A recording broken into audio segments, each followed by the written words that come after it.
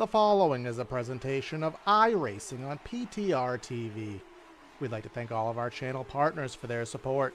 Please like and subscribe to the channel, and we hope you enjoy today's broadcast.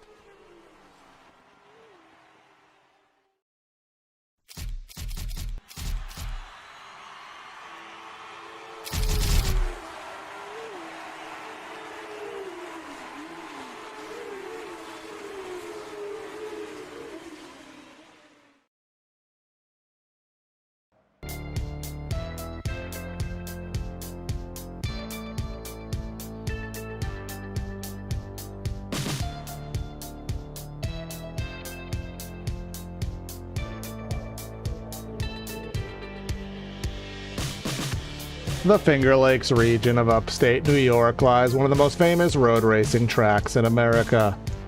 It originally started with the Formula One Grand Prix, has held IndyCar, and of course, NASCAR. Tonight we find another road course has become closer and closer to the playoffs and find out who is going to take the last three available spots.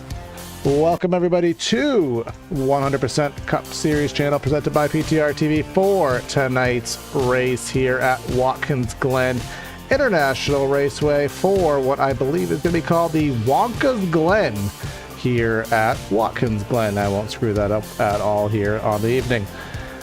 Giving you the calls here tonight, myself, Corey Silva in the booth and in the production. Well, in the booth and the production truck, and I got Cody Bird here after a little hiatus. He's going to be with me.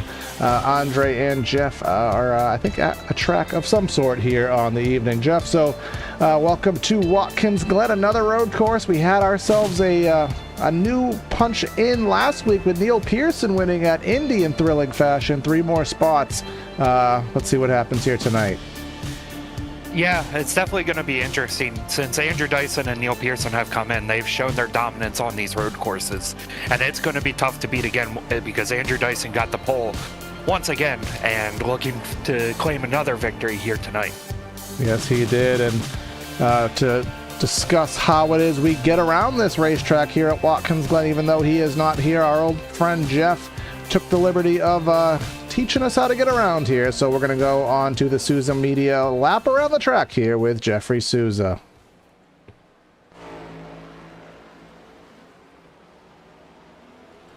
Down the front stretch here at Watkins Glen, lap around the track, up in the 4th gear, down at the turn number 1, going to downshift to 3rd, then 2nd.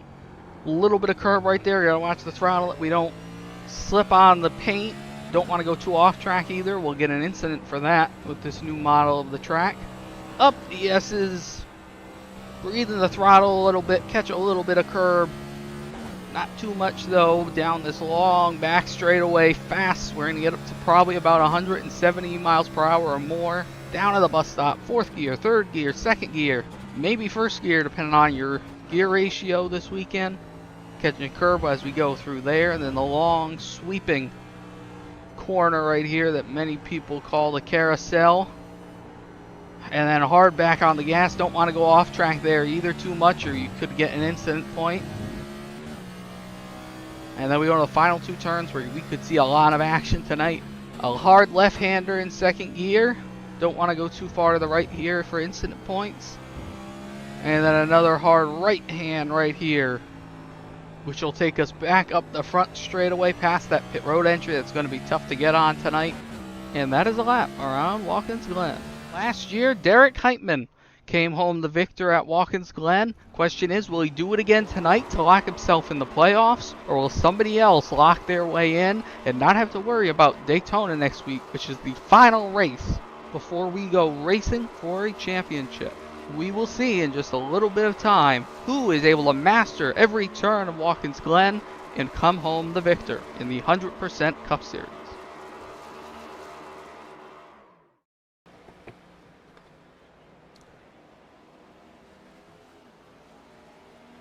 And we're back here on PTR TV / 100% Cup Series channel after that lap around the track with Jeffrey Souza. Now, you saw there doing the victory donuts was Derek Heitman, and that is of note here because of where he sits in the point standings here. Actually, I'm going to kind of divert to you there, Cody. I don't actually see Heitman here on the roster here this evening, because as we pull up the point standings, you can see that he is the first one behind the cut line there. Jim Schofield just ahead of him, so a track that he won at last year. You would have thought he would have had some confidence in here to maybe go back-to-back, get himself in the playoffs, but not the case. Yeah, that's definitely surprising not to see him on the entry list here tonight. And it's going to open up the field for some guys, 46, the 18th and down. Brandon Pierce has some experience on a road course. Alex Van de Sant, obviously last year's Roval winner, has the capability of getting it done. But you never know with these races. We've seen races go without cautions or just one or two. So it's going to be interesting to see how the strategies play out. Yeah, so that is our overall driver standings picture. Our Rookie of the Year, Pat Gitter, is doing a whale in that category over Dyson, 90 up. So that is a pretty much cemented picture. And then our team standings here, Dirty South is closing on Apex there, 50 points there, of course, with a couple drivers out not on the regular basis with Apex. That is hurting their standards. But you bring up a good point there, Cody. I keep wanting to say Andre, but I've said Cody every time, so I'm doing a good job. You brought up the cautions. Now, we had last week at Indy, I think we had 2 cautions if memory does serve. I can see Van de Sant has a proper scheme instead of a pseudo scheme here on the evening. We have the incident point cautions, where last week we had 2, one with basically 3 to go, which threw everything upside down. But when you think of here at Watkins Glen, do you think we're going to have a fair amount of incident cautions given the layout and the rules package of the track? I'm going to have a hot take here right now, Corey, and it's going to be that we go caution-free here tonight. With the limited, not limited, more so massive amount of runoff area, and the only real grass area where you can get an off track, I believe, is through the bus stop. It's going to be interesting to see with, of course, how the cautions are set up, if that 0 caution is going to happen. Now, the only thing that I can think of is I'll pull up right here to turn 1, and this isn't the, oh, yeah, there it is. So we'll bring up here on the shot. Now, terrible job drawing, but that is the part where it's going to cut you there. It basically gives you 1 lane that you can run beyond the curbs. Can I find somebody here who is in turn 1? Of course I can't, because that would just be far too convenient. There it is.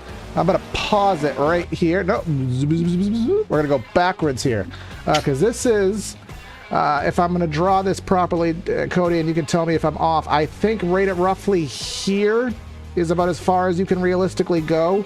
Anything out here is a big fat X. Anything over here is a check mark. So you get about a lane or so of good, and then after that, that is where the incidents will tack in.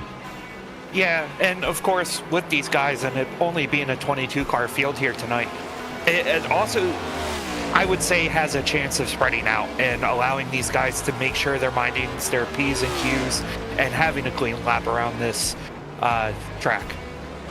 Let's see our weather conditions here. A little bit cooler than we've seen in recent weeks. 74 in the air, 103 track. Track temps have been well into the 1-teens in recent memory. So a little bit cooler temps here, which will facilitate some more grip. Tires are not so much a factor here on the road courses.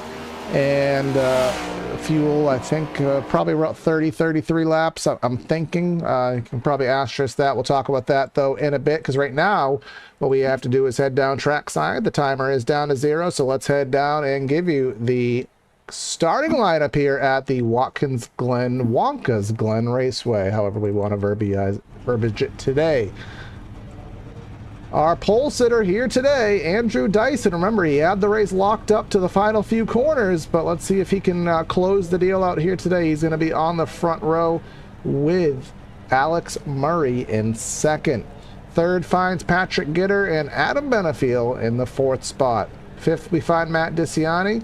6th, we have Neil Pearson. He's the one who took advantage of his teammate's faux pas last week. 7th finds RJ Root, Alex Van de Sant in 8th. And then 9th, we have Jim Schofield with Bobby Anderson, the Kellogg's ride, in 10th.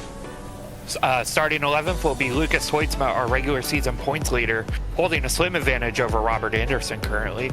Dustin Hall 12th, Sean O'Brien 13th, Trevor C. Ryan making a comeback starting 14th, Tanner Marty in 15th, Jason S. Taylor in 16th, Mark Pageant, one of those guys on the bubble of making the playoffs, starting 17th, Randy Drumhiller in 18th.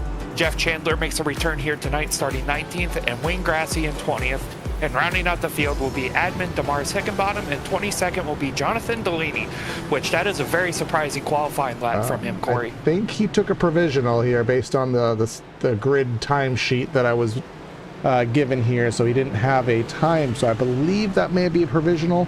That or he just didn't turn a lap in qualifying. But either way, he'll start from the rear of the field. Now, you did talk a little bit about the caution count, what you expect. I can kind of let everybody know that we did have 2 of them last year, but, and this is to your point there, Cody, last year we had cautions for the stages. Of course, NASCAR changing that here in 2023 where the cautions do not come out at the stage. So if you want to use that logic, the incident system was in place last year, and then clearly it wasn't triggered. So we could asterisk take this thing caution free.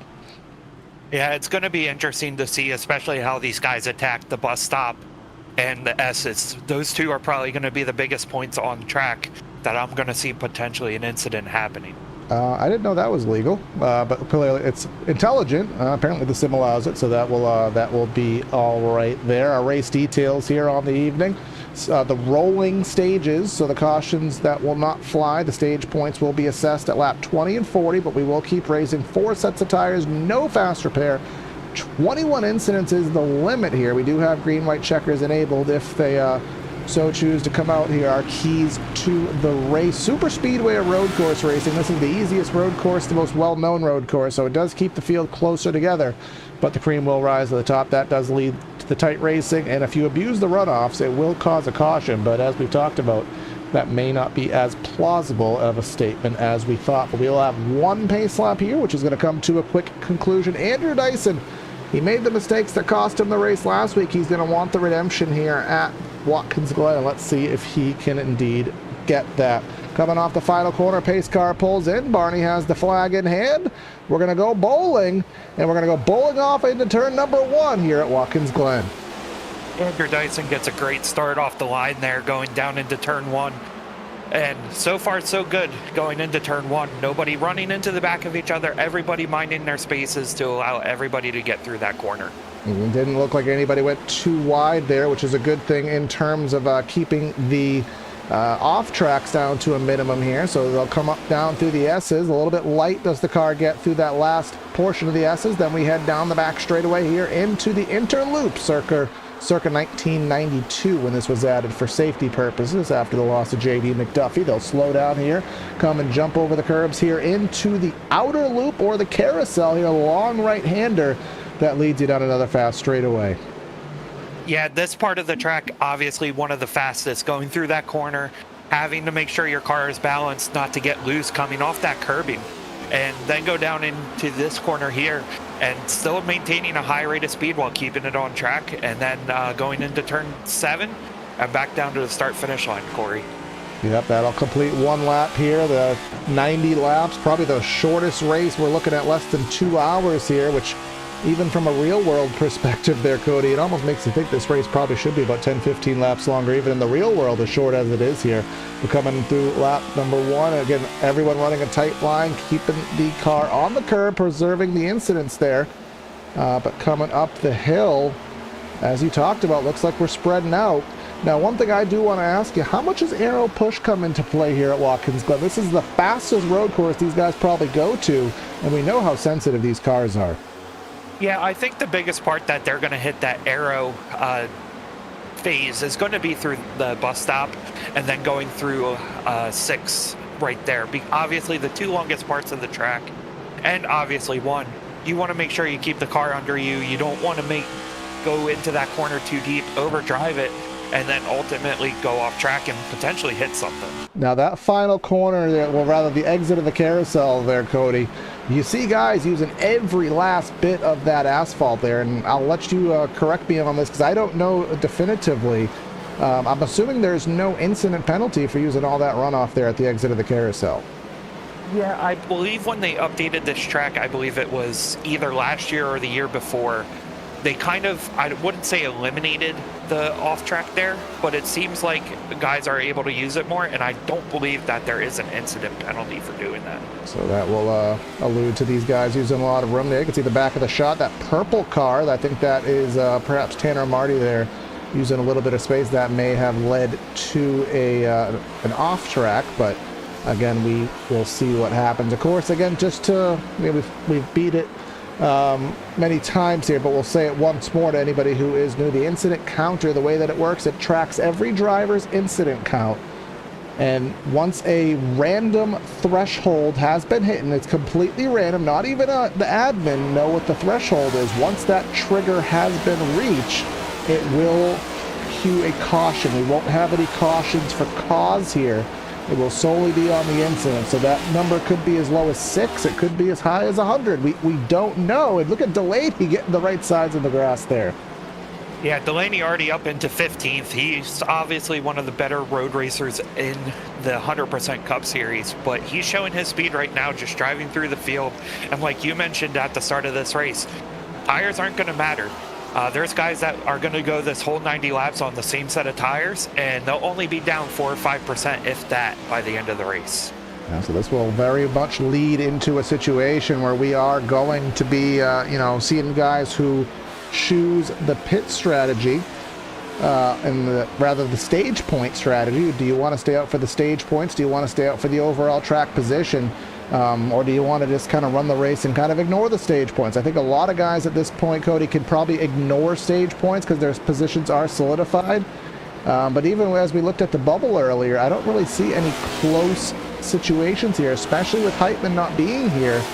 So I think a lot of guys might run this race just naturally and kind of negate the stage aspect. Yeah, that's what I would think too. You may see a couple guys, believe Jedi Taylor, Jason S. Taylor, and Mark Pageant, maybe running it a little different, obviously being close to the bubble and needing a win to get in. I could see them try to play a different strategy, just trying to have a chance at the end. But most of these guys are just going to run the stage strategy, get the stage points, and potentially get extra points towards the race. Next, I think we're going to go probably roughly 30 to 35 laps on fuel, which would make this a 2-stop race. Now, if you pit early on, let's say, lap 15 and, pit before the stage, as some people do, that puts you in a boat where you can't make it to the end. So I think we may kind of have one set of strategies here, barring a caution flag. We are getting some information in our chat, which we do appreciate, that says that in the exit of the carousel, you will not get an off track as long as you don't hit the grass there. So it does give you the entirety of the asphalt here. So as we'll denote here as we watch Dustin Hall and Trevor C. Ryan there coming through the carousel, and we'll get to see what we're talking about there. Yeah, definitely the carousel is one of those areas, and as you can see, he took full advantage of that runoff area. Hey, look at Jedi in the background there. These guys are doing their best to run the boot configuration here. Of course, that was talked about in the real world for a little bit, switching to the boot here. I kind of wish they would. But Van de Sant and Neil Pearson having a go here down the front straightaway into turn number 1, on board with Van de Sant. Right down to the curb there, and you can see this gaggle of cars. You got Pearson, you got Benefield, Root, all the way up to Diciani in 4th. Essentially all within a second or two of each other. Yeah, the top 2 are running away from the rest of the field right now. Already up over almost 3 seconds on the rest of the field, and then 5.5 seconds back to 4th. So these guys are getting at it and not having to worry about the tires and going through the carousel and using every bit of runoff that they can find to gain a better lap time. Exactly, and the one thing that we know Andrew Dyson is best at, I mean, we'll take this with a grain of salt given the incidents that he had last week, or rather the mistakes he made that cost him the race, but for the most part, over the course of an entire run, he is the most consistent. We'll see guys that can match him lap for lap, but when it comes to, keeping him within that same maybe quarter of a second over the course 10-15 laps, he by far has the most consistency. Huge slide there from Van de Sant there, exiting the final corner. Yeah, ever since Neil Pearson came over to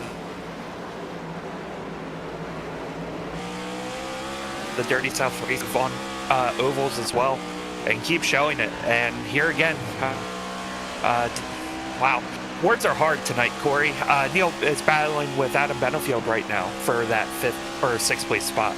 Yeah, you can see there kind of Pearson's car getting a little bit yawed out there because those S's are not as easy as they may look, because the car does get light. It does switch around directions very fast, which these 3,400-pound stock cars typically don't like doing. Pearson took a little bit of a look there and turned the carousel. Benefield kind of had a late entry to it. Pearson tried to make an optimistic dive, and now I'm going to say something, we'll say a hot take, I guess, as you said.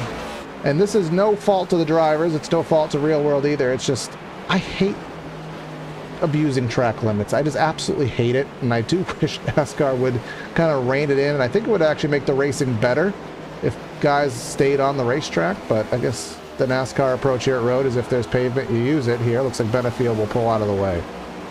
Yeah, I'm in the boat here where I say use whatever you want. We see it in F1 a lot where the track limits come into play, and in my opinion sometimes can show who has the better car. Obviously it's a lot different sometimes, but I think having as much pavement as you have, use it, and if you can gain lap time on it, good for you. I know at COTA we see situations where essentially guys would take the runoff space, and you even see this at Spa. People will take the runoff space and basically they'll take 2 right-hand corners and they'll make it 1 oval because they will just go completely out into no man's land. So there are times where the race bodies do have to get into play, but it is just so obscure seeing guys run 15 feet off the racing line. But that is just my old brain being a boomer, I guess, in the sim racing world. But you see Van de Sant closing in here on Benefield. Benefield, who let Pearson go out of the way, and he let him by a lap ago. Pearson's already pulled out by 8/9 of a second. Now that leads me to believe that, again, what he talked about with aero push here, maybe it's not easy to pass here, as simplistic as this layout is. Maybe it's not easy to pass as Benefield lets another one go, because as soon as Pearson got some clean air, he just drove away. Yeah, and we're starting to see Alex Van de Sant and Neil Pearson show off their legs here, starting to get past some fast guys as well. Adam Benefield, obviously former champion in the league, and Jim Schofield, one of the Rookie of the Year contenders. These guys are showing speed early on, and they're hungry for that win. Now, we do have our track map on the top right of the display. Now, I know from most people watching on mobile, it's probably hard to see the numbers there, but you can get a good spacing out perspective of where everybody is there. Andrew Dyson, now you can see he has the bigger number. He has that gap there of now about 1.5 seconds over Murray. But let's switch over to lap times on the ticker, if we may. And you can see last time by, Murray was actually faster. But it just goes to my point of he can run laps with him, but it's not running 1 lap. It's, as they say in practice sessions a lot, it's the 10-lap average. And we don't have that statistic, but if we did, I almost guarantee it would be beneficial for Dyson there. As I think Jason Taylor may have had an issue here. Let's go cue up the replay. Oh yeah, he had problems here, as Rick Allen would say. Yeah, just going through the bus stop a little too quick there, through the grass, and then comes back out, hits the tire. Ooh, that's a hard hit on the front end. Yeah, that front clip did bend. That left front has some damage. So, and of course we do not have backup cars here. He will stay on circuit there in that 20th position, still on the lead lap, but you just have some guys who are looking for a yellow, and I think the one that we may well know is John Delaney there, because he is a accredited road racer. He's probably not to the Aussie level, but probably of the Americans. I guess he's probably the best of them. But he is in 15th, but he is 18 seconds and dropping last time by 0.8 of a second slower than Dyson. Now, how much of that is pace? How much of it is dirty air? Probably a little bit of both. Yeah, dirty air with the next gen car anywhere. It seems, I wouldn't say it's worse than the last gen, but it definitely seems to have a more significant impact where you can get aero tight quicker and burn off the tires on the front end quicker where you'll get tight. And with him being mired back in traffic, as you can see, a battle on track currently for 5th place. As the tires start to wear off, you're going to get tight, but with road courses, and me not being, I would say, a dominant road course racer by any means, it's tough to say what the impact's going to be. Yeah, I used to be Now, I'm not going to go boast myself as a, a Dyson-worthy driver, but in the old Gen 6 era in the Xfinity car, I used to hold my own on road courses and used to be very good. I could, win a C fixed at Coda any week, any time of it came up. But this next-gen car has thrown me a little bit of a loop with the braking tendencies of it. You can see it looks like we have another battle. Van de Sant and Benefiel going at it there at the carousel.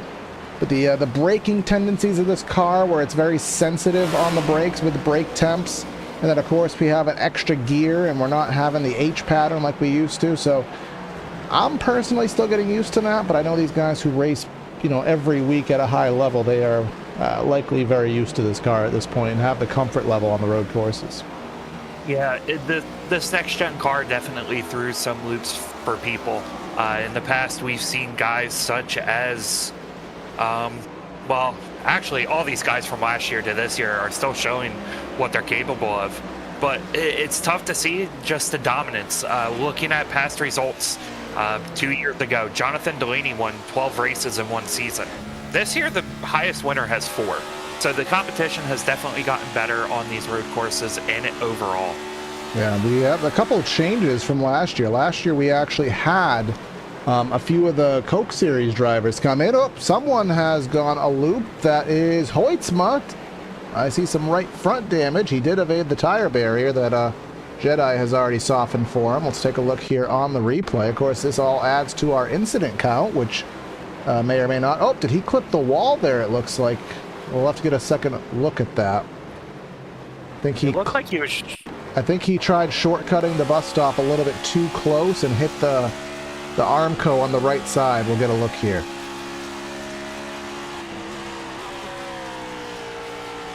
Yep. So that is that front suspension ain't gonna be too happy.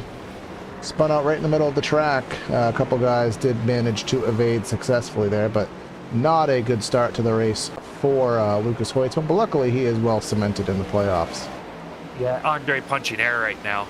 But going back, of course, as soon as I start talking about the 4 wins, Lucas is said driver at the top this year with, I believe, 4 wins.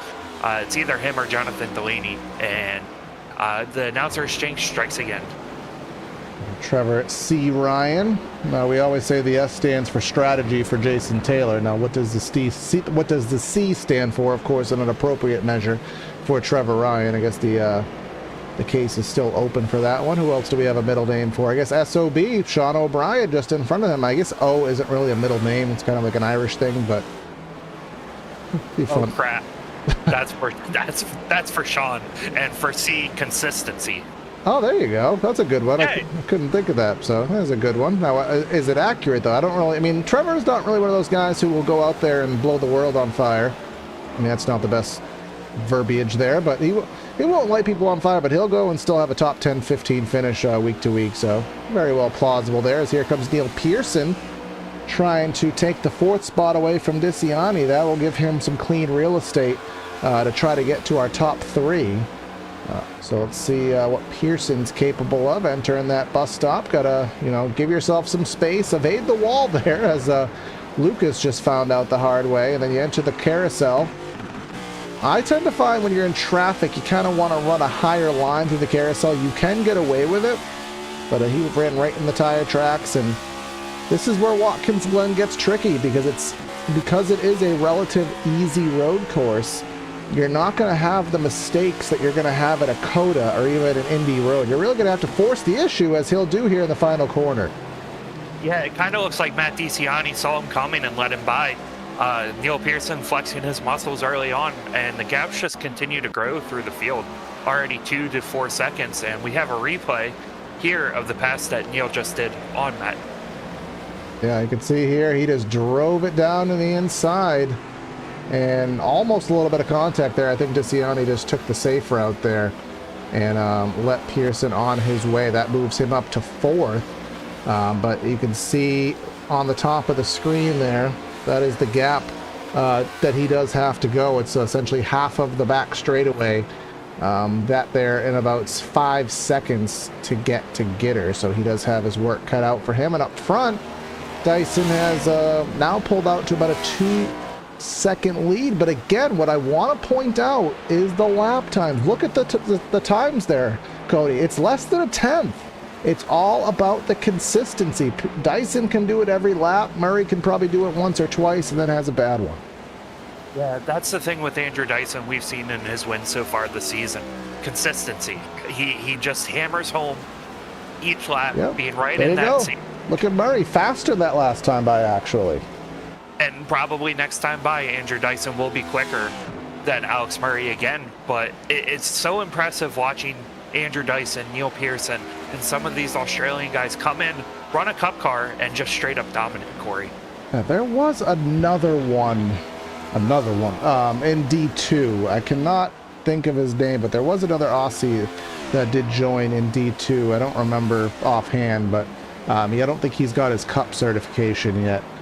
But we'll see, because they have that V8 supercar experience. Presumably, I don't know. I mean, everyone has their own different tastes on the sim. A lot of Aussies are dirt people, because there is a lot of dirt going down there as well. Some just solely like NASCAR. Some do come from the stereotypical V8 supercar routes, which do give them that comfort level here at the next gen level, of course, as we saw with SVG. And just look at exiting that bus stop there, rather the carousel.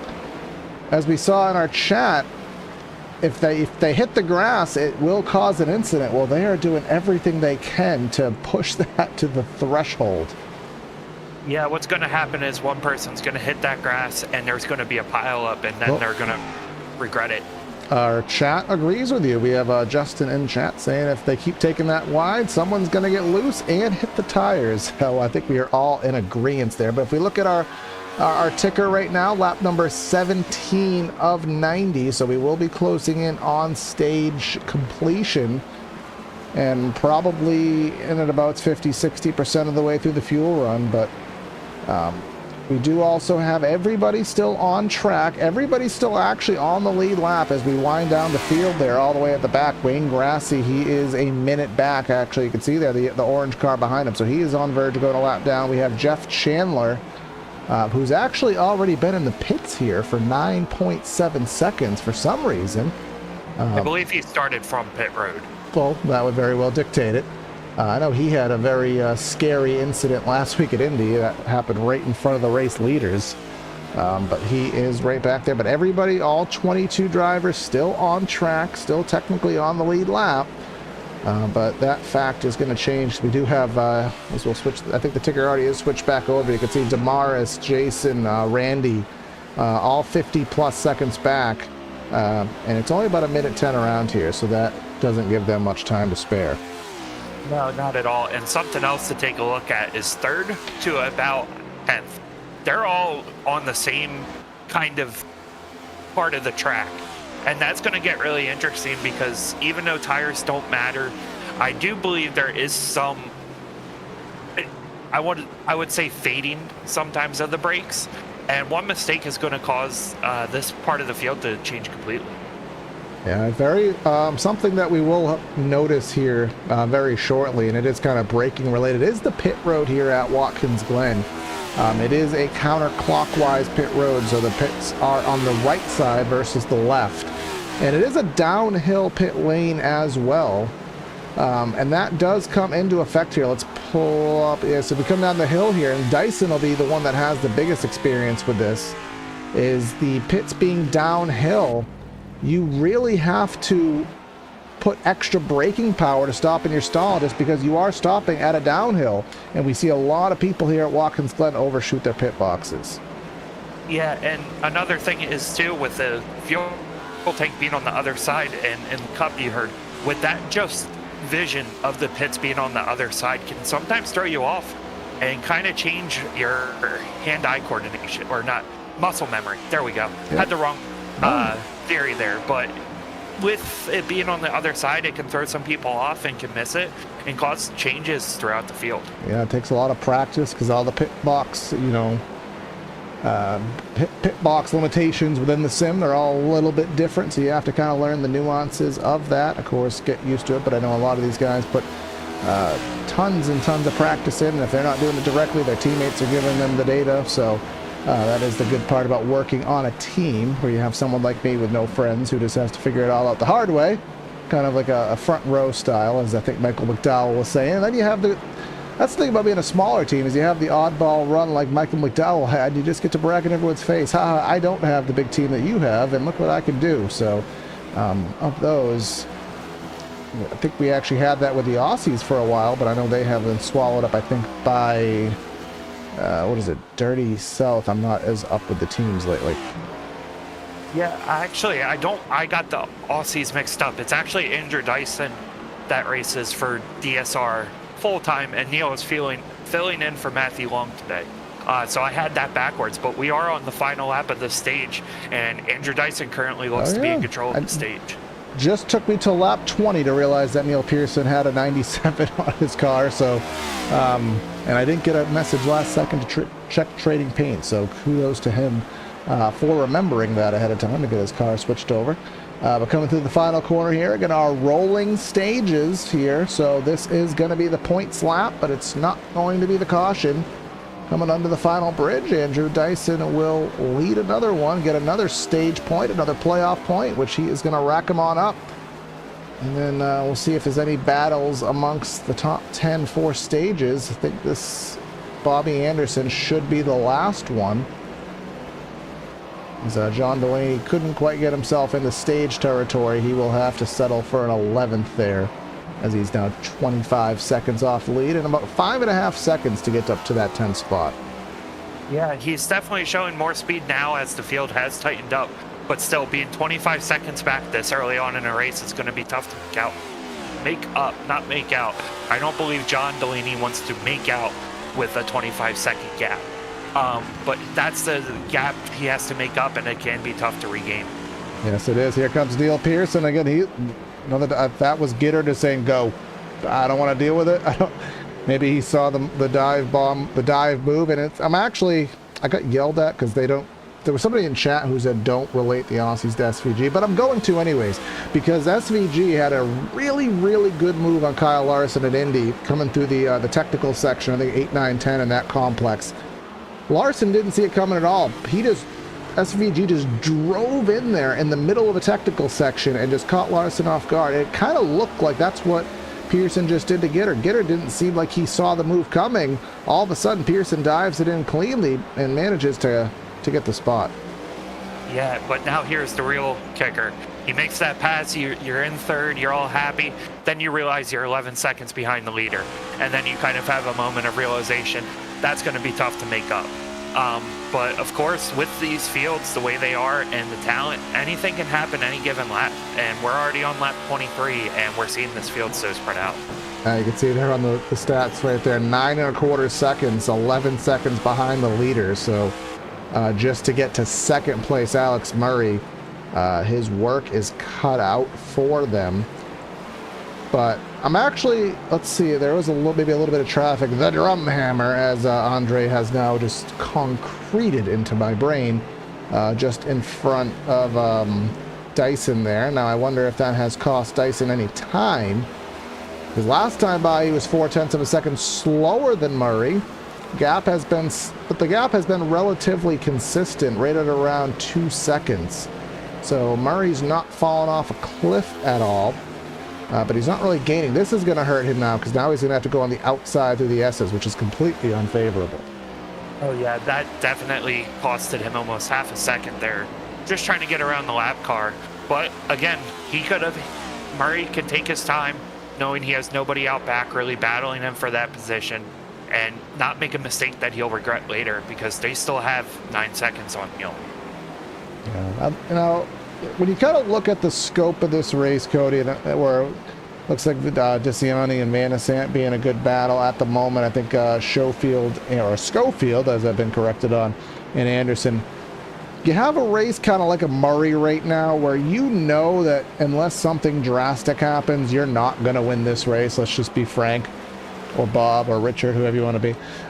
You're not going to win this race unless something happens. So how do you keep yourself motivated to keep going versus just kind of being complacent and just taking what appears to be the cards that you've been dealt?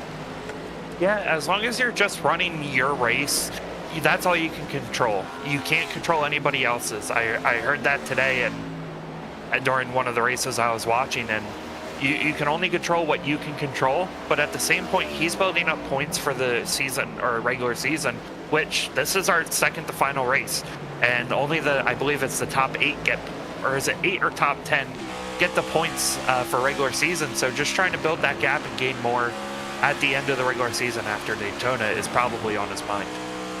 Yeah, you got to keep some motivation, because at some point these races do kind of turn into time trials, and when they turn into time trials, you start thinking about breakfast tomorrow, you start thinking about the errands you have, and that's when you miss a shift, that's when you hop a curb too much, and that's where Bobby Anderson almost pulled off a Hoytsma there, and that arm coat entering the bus stop. These guys are taking it very, very tight there. Looks like Trevor C. Ryan maybe getting around Dustin Hall. Oh, and this is the race right here. We got Jason Taylor and Damaris. I don't know if I think Jason may have just taken a spot there, but so far the 00. I don't see any damage on it, so that's so far a good run. But first call into the pits. It's going to be Van de Sant and Benefield both out of the top 5. Yeah, it seems kind of early to be pitting here. Obviously, they're probably going for the 3-stop strategy versus the 2-stop. And strategy is going to be coming into play as Andrew Dyson is closing in already on 19th place for lapping him. Yep, already the case. And now let's just take a look here, and we'll see if I highly doubt any jacks are going to go up, because that's just what we've been told. You want to keep the warm tires on, not go back to cold tires, because they don't have any benefit. And you can see here jacks staying put aside there, and Van de Sant is stuck in his box. Is this a speeding penalty? Caution on the racetrack. Oh, well, there goes my prediction. Well, that's good for them. That's perfect for them, because that means everybody's actually, is everyone going to come to the pits? But Van de Sant's still stuck in the pits.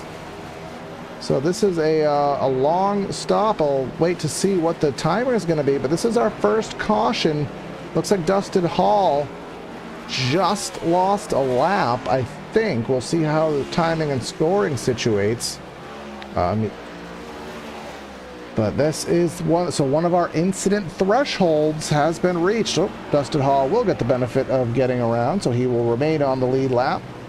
And Van de Sant, a 53-second pit stop, so that would mean 40 seconds plus a long fuel stop, presumably. So that will put him 1 lap down, and he won't get that one back without everybody coming to the pit lane. Yeah, definitely some early strategy calls getting played out, and obviously that speeding penalty has a major impact on Alex's race so far. But this opens it up to even more strategies, because if somebody wants to push it, they could still probably only do 1 stop after their next one and be okay towards the end of this race. Yeah, I know a lot of times on road racing, you won't see guys pit under a yellow unless it actually has a benefit for your end game, which at this point, I don't know if it does. So let's just extrapolate, let's say 35 laps or 33 laps or so. You know, what are we at now? We're at 63 to go. So if you pit now, you're still pitting again. It doesn't put you in your window. Oh, it doesn't put you in your window. I guess it does, because we already see guys pitting. So this is why I'm not a crew chief. This is why I just talk and try to make things sound exciting while I ramble on about things that I don't know. But let's see what everybody does. Yeah, it's going to be interesting. So far, it looks like Andrew Dyson is going to be the first one to come in, take some fuel, and it looks like everybody's going to follow him. And the only person staying on track is going to be Van de Sant, Chandler, and Drumhiller, who are all going to... Well, Van de Sant is going to take an easy wave around, but Drumhiller and Chandler, they did not pit. So I think we probably... I don't think we have quickie cautions on road courses, so I think they're going to have another opportunity for the lap cars to pit on the next lap. But let's see what happens here in pit lane. We saw 1 speeding penalty here on the day. Here on the day. There goes Delaney out, and Dyson will exit his pit box successfully with no issues. So I think at this point, let's go ahead And let's talk to Alex Murray if we can. Now that they're catching on up.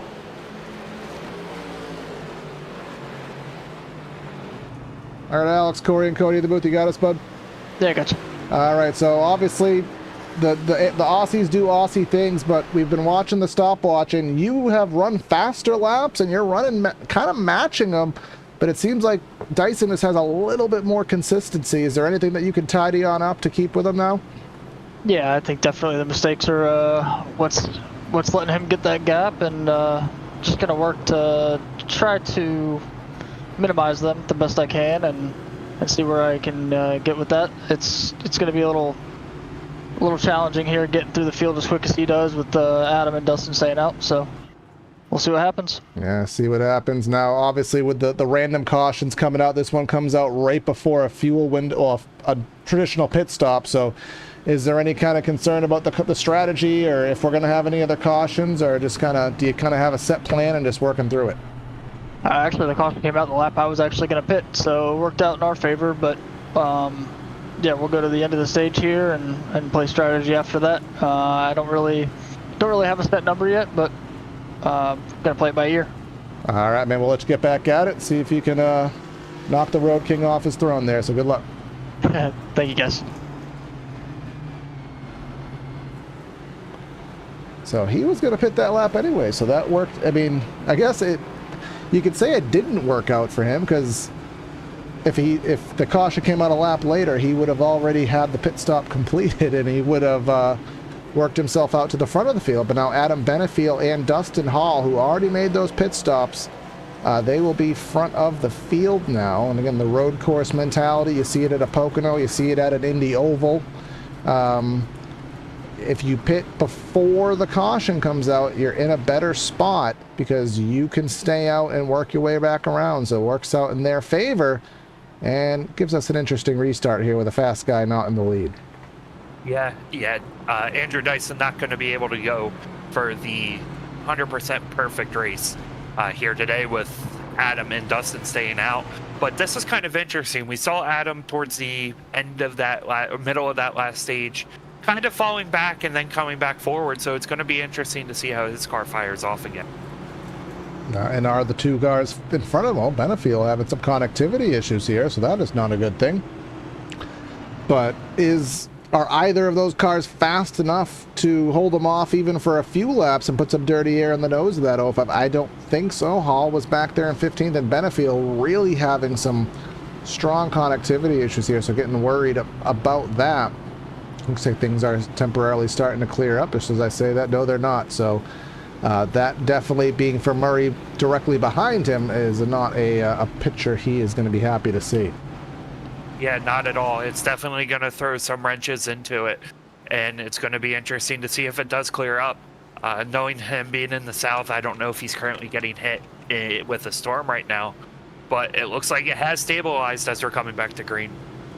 I always hear a myth that people say that their connection has issues under caution and it works better under green. I think that's in the same realm as the vortex theory, but we'll see what happens here. We will hope for the best, because that is not how we want to see these races decided, is by things out of the driver's direct control. But let's see what happens coming through the final set of corners here at the Glen, the Watkins Glen Grand Prix, as I'll kind of addendum the race name there. But pace car will pull in. Benefiel, the control car from the outside lane. Looks like Murray's going to try to give him a push here. Let's go racing down into turn number 1. Adam gets a massive restart on that, and he pulls clear going into turn 1 by about a car length, and looks like he's going to go through turn 1 up into the S's with the lead already over Alex Murray, Dustin Hall, and Andrew Dyson. Yeah, so a little bit of lock up there through the back of the pack, but nothing to note of yet here on board with Dyson as he's trying to get by Dustin Hall. Hall is definitely not to the pace. He was back there in the 15th spot or so, I believe. Coming down here the back straightaway into corner number 7. You can see, I didn't even know I had that camera there, but you can see how tight those guys are taking that carousel wall. Here he goes and got a good run through the bus stop, and he will get through him in the carousel. And look at Neil Pearson. He's gone to his teammate's back bumper, closest they've been all race. Maybe he can learn something, and we'll have a Pearson, Dyson 1-2 as we've had many a weeks. Yeah, we just had a big incident and through the S's too with Jim Schofield. It looked like he got sideways going up through there, kind of backed up the back of the field as we'll see on this replay. Yep, kind of cue it on up here because I didn't see any stats on it, but that is why it's good to have somebody else watching here. Jedi just behind him, Schofield on screen. Let's see what he did wrong. He didn't get the last cut there, went through the grass. Through the S's. That's where his incident was. My bad.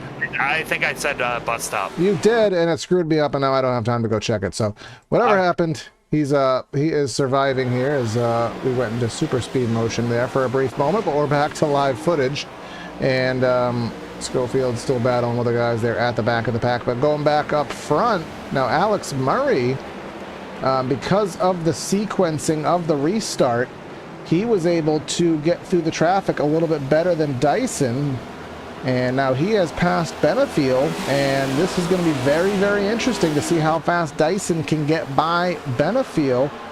And now we'll have the situation reversed here, and we'll see what that 05 can do being the chaser rather than the chasee.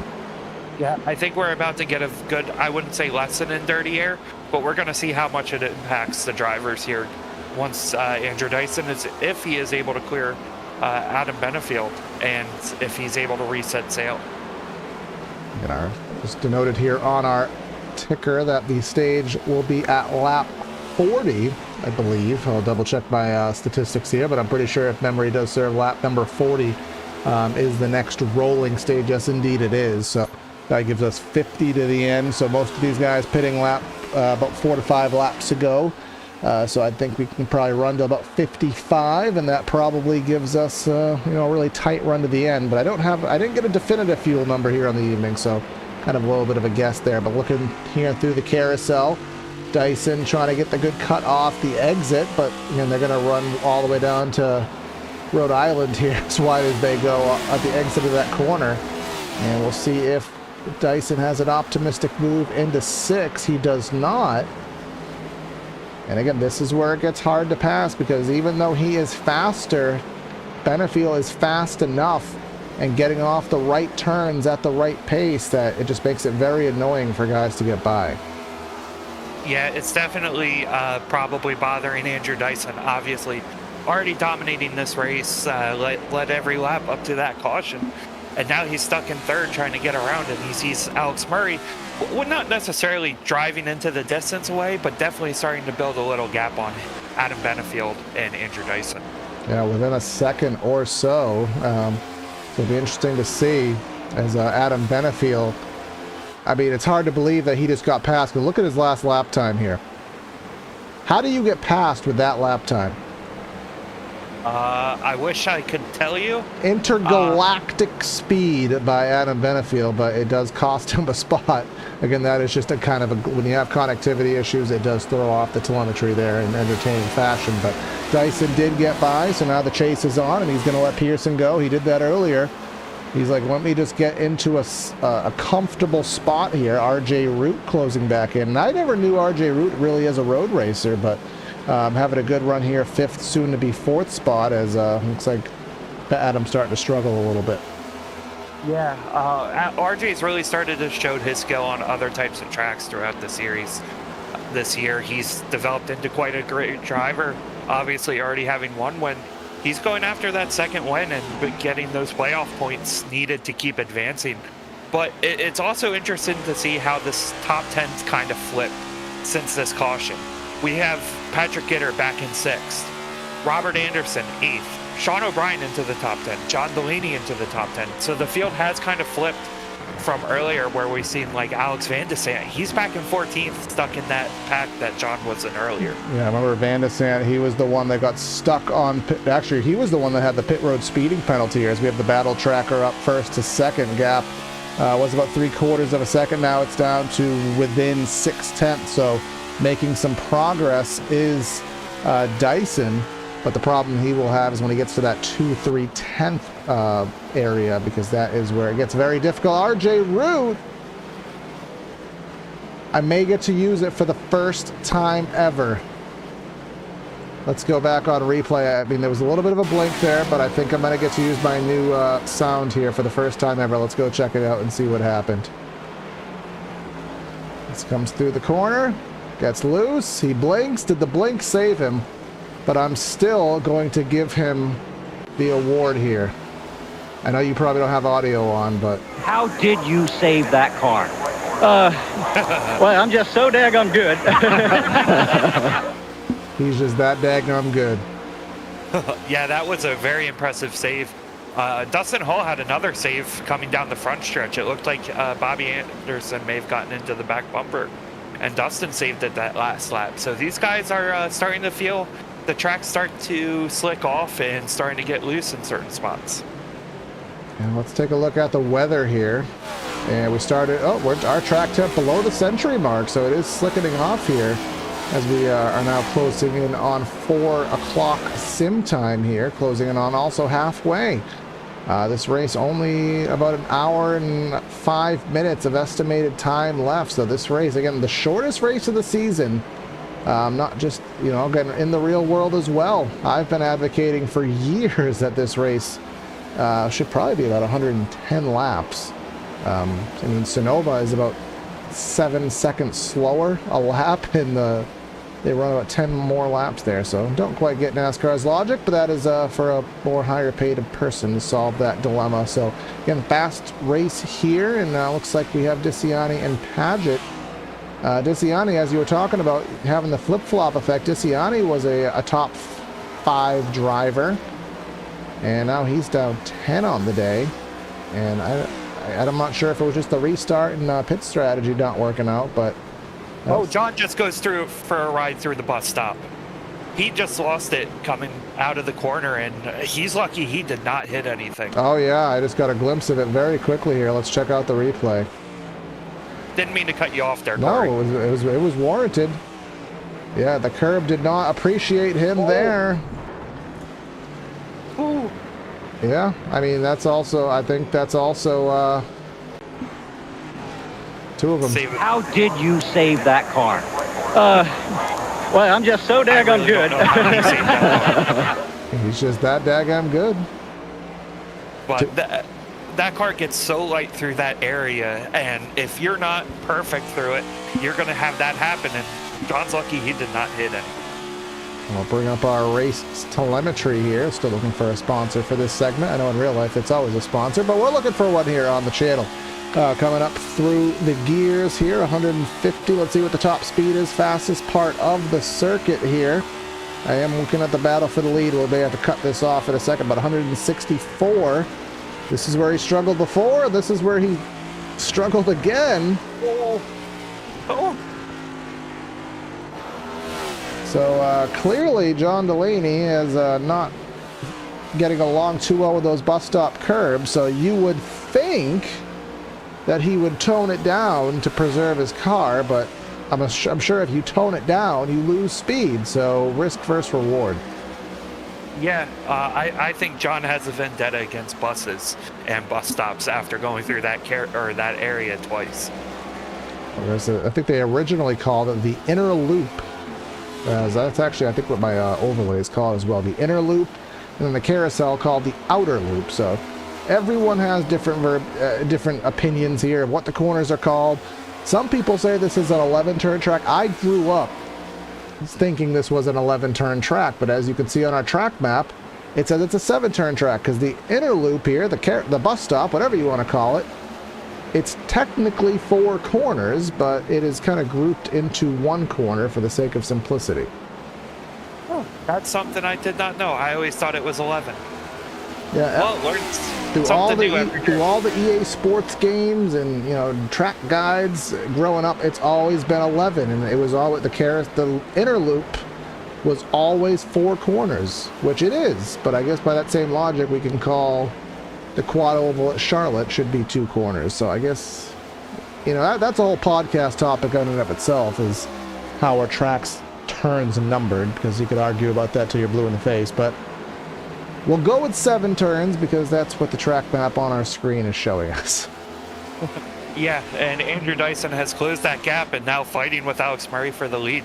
With 3 to go in this stage, both these guys needing that stage win and stage point to have that in their bank going into the playoffs. And I don't think this is going to be cut and dry one way or the other, Corey. Now, situations like this make me feel good that I actually know what I'm talking about, because I said that once he got to 3/4 tenths, that's where he was going to really struggle to eat up the last few tenths of that gap.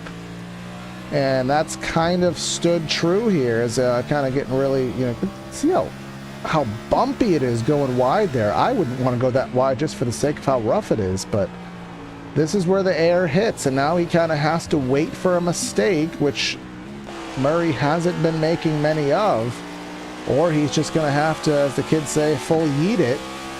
But at the same time, you don't want to take a risk for 1 point and cost yourself out on a full race worth of points. Exactly, and right now being in that dirty air type bubble, as you can see a lockup there from Alex Murray, that's the type of mistake Andrew Dyson wants, going up through the S's. And like you mentioned earlier, with these corners, it's not easy to get through with how light the car can get.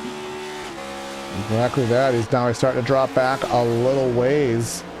And a little bit of slipstream opportunity down the straightaway, as you can see the DRS signs. Formula One, if you do use it at iRacing, you can use a DRS zone here. But he got through the entry of the I always change what I call it every lap. The bus stop there. He kind of took it in a little bit deeper there, and that got him down to about 1/4 of a second, but the run did not sustain. Now he's probably gained about a net gain of about 1/10 there. 3/10 of a second. You can see back of the shot there. I think we may have a battle. No, it's not. Oh, Trevor Ryan around Matt DiCianni just made huge contact with him. Yep, that is the consistency. It's, I guess now the C stands for crash. I'll check out on replay here.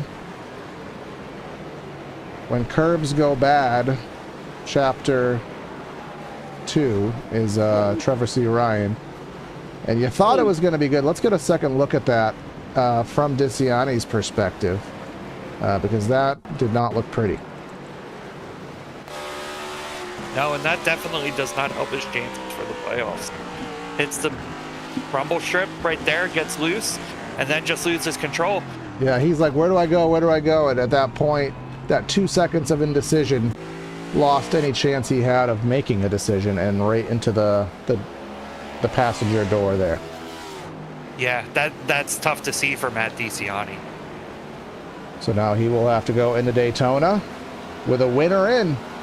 And nobody wants to go to a wild card track needing a specific result, which is exactly why NASCAR put it there for obvious reasons. And I will actually be there to see the race. Hopefully it does not get rained out. But looks like Dyson has slightly broke the bubble of 3/10. Now he's got it to 2/10. And normally I would say, Cody, in this scenario is when you're trying so hard to work through the dirty air that this is where you burn the tires off. But it seems that statement is no longer applicable. So I'm just going to assume that he can do this for as long as he can get the handling through the dirty air.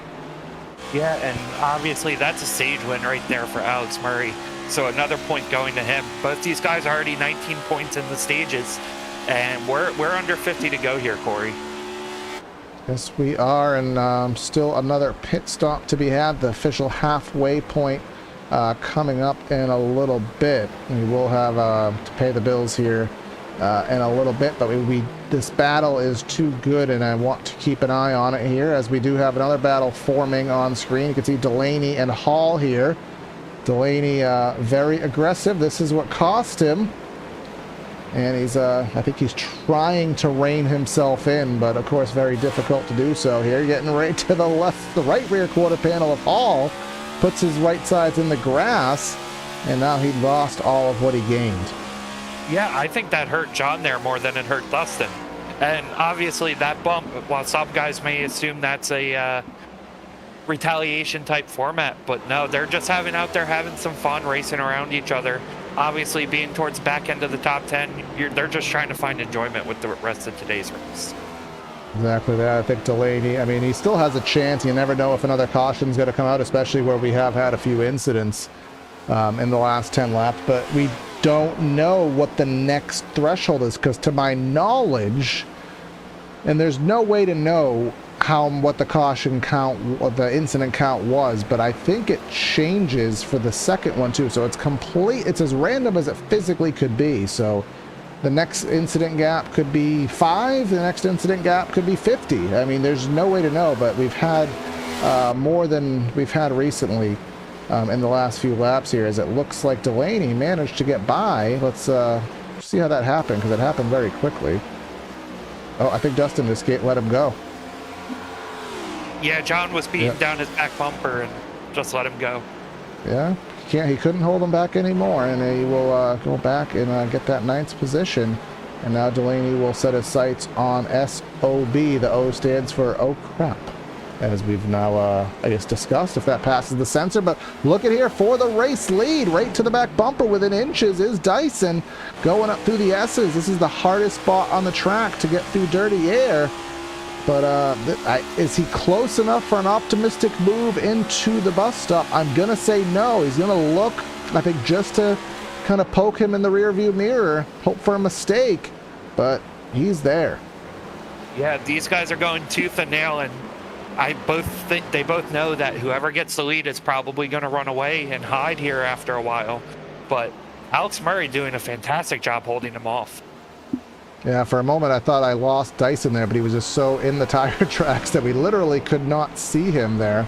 But coming through what we'll call turn number 6, and again, this is why this track is so tough to pass, because while you can make mistakes, the mistakes are so small comparative to what you'll see at a Coda, at a Sonoma, or last week at Indy Road, that the mistakes are so small that it just takes so many of them to amount to enough to make a solid pass on a fast driver. Yeah, and another thing is, too, running that close behind somebody is tough to do without making any contact. And they've kept it clean this entire time battling, and neither of them are going to give up in this battle, as the gap's back to about 0.3 of a second. 14 laps led for Murray to 26 for Dyson, and of course all of those being flip-flopped just via the one and only caution we've had on the evening. We are done with stages. We are now just down to whether we have another incident-based caution, or we're going to run it all the way to the checkered flag, which is just under about an hour of approximate competition here. You can see Pearson has dropped back quite a ways, about 4 seconds from these top two, so he just does not have the pace. But then again, he didn't have it last week and he still won, so anything still being possible. But still about that 0.2 of a second gap, and then back Benefiel and Root, another 0.2 of a second battle. So a lot of stuff going on here in the top 5. Yeah, so far the battles in this race have been great. Both these guys and throughout the top 10 battles side by side, and they're keeping it off one another, which is very impressive. It seems, we talked about early on in the season, the respect was kind of gone between guys. It seems like the respect is coming back in a slight way, and these guys are starting to learn to drive around one another, especially with so many new faces. Exactly that. You don't want to come into the playoffs where there is money on the line, to my knowledge, so there is a lot to fight for. You don't want to be having a bunch of attitudes and upset drivers when it comes to pivotal times. These guys have all kind of learned each other, as you've said, and are working with each other to make sure everybody has a successful and enjoyable night. And looks like Delaney there has not learned his lesson in and of the slightest about how to attack curbs, because he just about lost it again as he got by Sean O'Brien. Yeah, I'm never going to doubt John's ability to drive, because he obviously has won many more races than me and won a championship, but that can't be comfortable in the driver's seat going through the bus stop like that. Yeah, and again, we saw exiting the carousel, that runoff pavement that everybody is mutilating. It's not a joyride out there. Like I kind of relate it to the apron at Pocono on the, the Long Pond straightaway. You can go down there, but you're pretty much going to launch into outer space, as bumpy as it is. And that is kind of akin to what that runoff pavement is there, and kind of akin to what those curbs are like here. We'll see if he's learned his lesson here now that he has some clean air on the nose. Yeah, knowing John, probably not. We're going to see him do that probably 3 or 4 more times throughout the night. somebody else to look at who's having a great rebound right behind that battle between John and SOB is Lucas Hoytsma. He's rebounded into the top 10 and keeping his hopes for the regular season championship alive, as I believe there was less than 30 points separating him from Bobby Anderson for the regular season title. Oh. Well, actually, I don't have the regular season points up. I only have the playoff points up, so that is a different story here. But Hoytsma doing a good job after that little aversion into the barriers there. It's like Mark Paget and who is that? Schofield there. Battle just outside the top 10 in the 14th, 15th spot. Down to 19 cars in the lead lap, with the Drumhammer being the last one there in the 19th spot. But going back to the battle for the lead, and again, exactly what I said. Corey knows what he's talking about once a month. Dyson can't break the bubble. He's stuck within that 0.3 of a second, and the fact that he has kept his 0.3 just shows his pace, shows his skill, and just makes you think, how much would he pull away if he was able to, get full clean air on the nose? Yeah, that's the tough thing to see, and it was 40 points. I just double checked on that, Corey, between the top two for the regular season title. But these battles have been, like we just mentioned a few laps ago, have been impressive so far. And I really don't see it slowing down. Maybe under cautions to field gaps a little more, or under pit stops to field gaps a little more. But I just don't see these guys breaking away from each other. Yeah, they're too close. And, it's, again, I go back to what I've said before, is with the layout of this track, you think of a Sonoma, and you can go full send into the hairpin. You think of an Indy, you can go full send into one, and there's a couple other turns that are kind of similar nature. There's not really, and I'm not even going to throw the bus stop into this category, there's not really a corner here that you can just say, I'm going for it. I don't even consider turn one to be at that level, of a turn one in Indy or something on those lines. So it's really hard to just make a pass here when someone is very close to you on pace. Yeah, and we're seeing it more and more, and this battle still under 0.3 of a second, hovering right around that range, and we're even seeing it like through the rest of the field. Alex Van de Sant has moved back in on the back bumper of Lucas for the top 10, so trying to find the pace back, trying to regain his momentum. But even looking down through the field, obviously there's some guys that are they have a few seconds off the lead. Looking down to about 15th, it's all under about 2 seconds, which is very impressive here. I'll tell you, I thought Van de Sant was going to murder the back bumper of that 07 there heading into 6. The braking difference between the two was rather drastic there. But we'll see what happens, as Sean O'Brien may be holding both of them up. Let's see what happens here heading up the hill. A little bit of a wiggle there from Hoytsma in the 07. Now that's just going to allow Van de Sant to lick his chops even more here heading up the hill. Looks like Lucas probably got a little bit free there through the S's, but I think as did Van de Sant here. Van de Sant, nope, is he going to go for it, or is he just going to look? He's just going to look, pull back into line, hope that maybe Hoytsma will let him go, and just look at them. The undulations here, the drops, the slams through the bus stop. From that angle, I never really noticed it as Sean O'Brien lets them both go. Yeah, no, this track is definitely a lot more violent than you would imagine, especially on the driver with his hands trying to go through the track.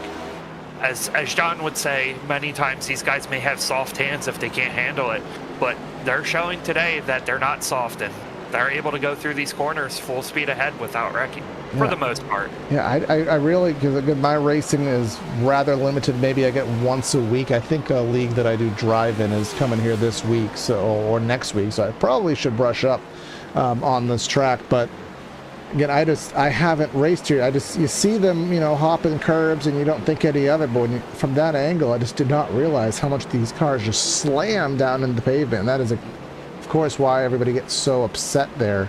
Is a case in point there. Look at Benefiel there as he's trying to hold off RJ Root.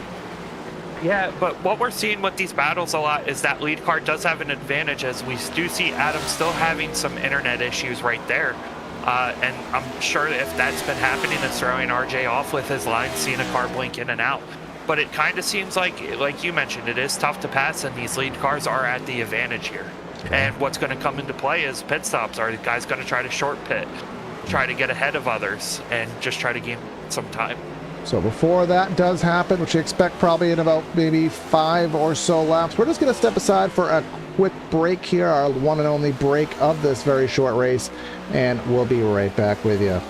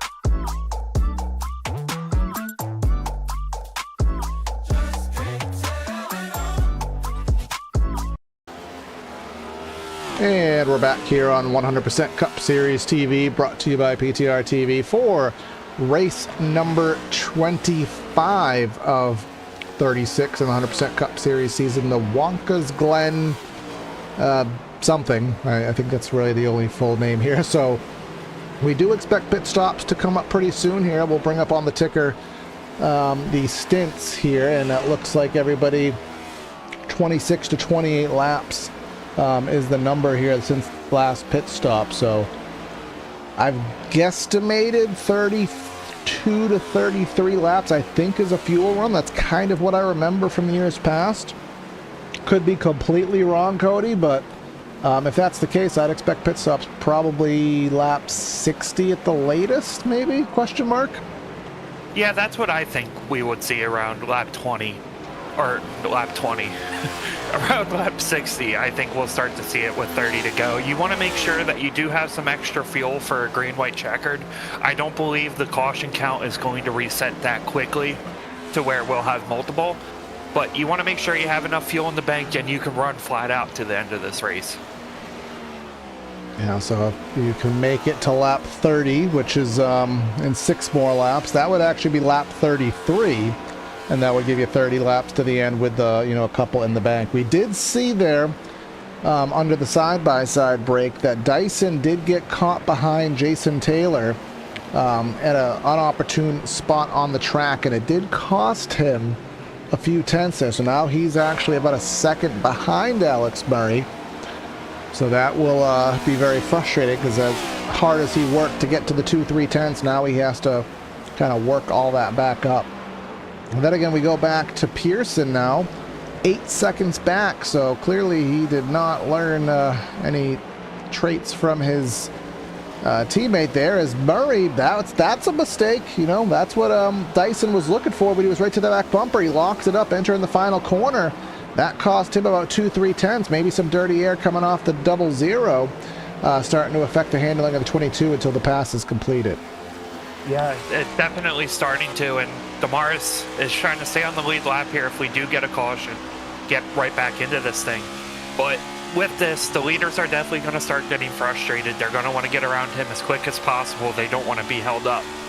See it all the time sometimes where just that little gap can catch you off guard and cause these cars to not handle as well. See, just through the bus stop, and he just pulls right out of the way, actually gets himself on the runoff out there, which is flat. You don't want to go that well far wide, but Dyson took full opportunity there. Just talked about it being a second back. Well, karma is whatever the next lyric of the song is there. It worked out for him because he pulls right to the back bumper here through 6. Can he set himself up for 7 for a dive? He can't set him up for a dive, but he is right to, if not at the back bumper of Murray, and he puts himself in the safer barrier. Yeah, that's a wall. You don't want to do that, and he just lost all that time he just made back up, Corey. We talk about mistakes. It cost him a win at Indy last week, and I mean, I don't want to say he made a mistake that cost him the lead. He just didn't, the way that the restart situated, it just worked more in favor of Murray, but he made a mistake, as you talked about, running right on the back bumper to the point where he probably couldn't even see what was in front of him there, and I think that probably is what caused that. Yeah, and now they're going to have to deal with the lap car of Tanner Marty. And it's going to be interesting to see if Andrew Dyson can get that run again. But getting behind these cars can sometimes be really difficult just because of how you can't see the ahead of you. Oh, and there's the lap car, gets right in between them two and holds up Andrew Dyson. Yeah, now that was an example of sometimes trying to get out of the way puts you more in the way. You saw how wide Marty ran there, and he did that fully out of a gentleman gesture to get out of the way, but because it kind of created him to be slower at that part of the track where he normally wouldn't have been, kind of made that a little bit trickier of a situation, but everybody luckily gets through. Yeah, and that gap is still about 0.7 of a second. Still, I think the most impressive thing is how these two have gapped themselves all race long from the rest of the field. 8 seconds up on the rest of the field, that's absolutely insane. It just goes to show how much time and effort they've put into the sim this week to be good here at Watkins Glen. And of course, you look at the schedule going forth into the playoffs. Round number 2 has another one, and it has a track that the Roval, I mean, a lot of people relate it to a street circuit. Who absolutely dominated the street circuit? Andrew Dyson. So as long as he has the right paint scheme, he kind of has a not a gimme per se, but is set up very well. But Alex Murray, another one locked in the playoffs. He has 1 win. He doesn't have the playoff points of Dyson going into this race. Alex Murray had 8. Well, now he has 9, and actually now Dyson has +1 as well, but 5 more on the table. Both of these guys could seriously use that, because if either of these guys gets to round 2, you don't want to say the Roval is a gimme, but it's basically you got 3 guys that you're looking for. You got Murray, you got Dyson, you got Pearson. Maybe you could throw Van de Sant in there. Delaney as well, but he hasn't had quite the road course thunder this season. But you don't want to get one of these guys who's back of the top 10, 15 in points. You don't want to let them sneak into a Roval and take somebody else out of it if you can avoid it. Absolutely not. And we've talked all season just about how, as we have our first pit stop of the last first pit stop for the rest of the race, and Alex Van de Sant looking to gain some type of advantage and keep moving up through the field, as that gap has closed back down to almost half a second. And that is the bubble there. And again, normally we would say that you can short pit, maybe gain a lap, but they're still running their fastest laps of the race. I don't think pitting early is going to be an advantage for Dyson, so he's just really going to have to figure this out. And just going back through the rest of the top 5 right now, you have Pearson, Benefield, who has less fuel than anybody because he pitted prior to the caution, and now he is going to come to pit road right now. He went 34 laps, so he's obviously going to be good to the end. But then we have Gitter, RJ Root, Delaney, Hoytsma, Anderson, and O'Brien still hanging on to a top 10 run. Yeah, and we're seeing about what the top 10 we expected in this race. 10 guys that we're going to see in the playoffs here this year. And the craziest part is that other than the top two, I believe, or other than the top three, really, fourth to about sixth, it looks like it could still be anybody's race.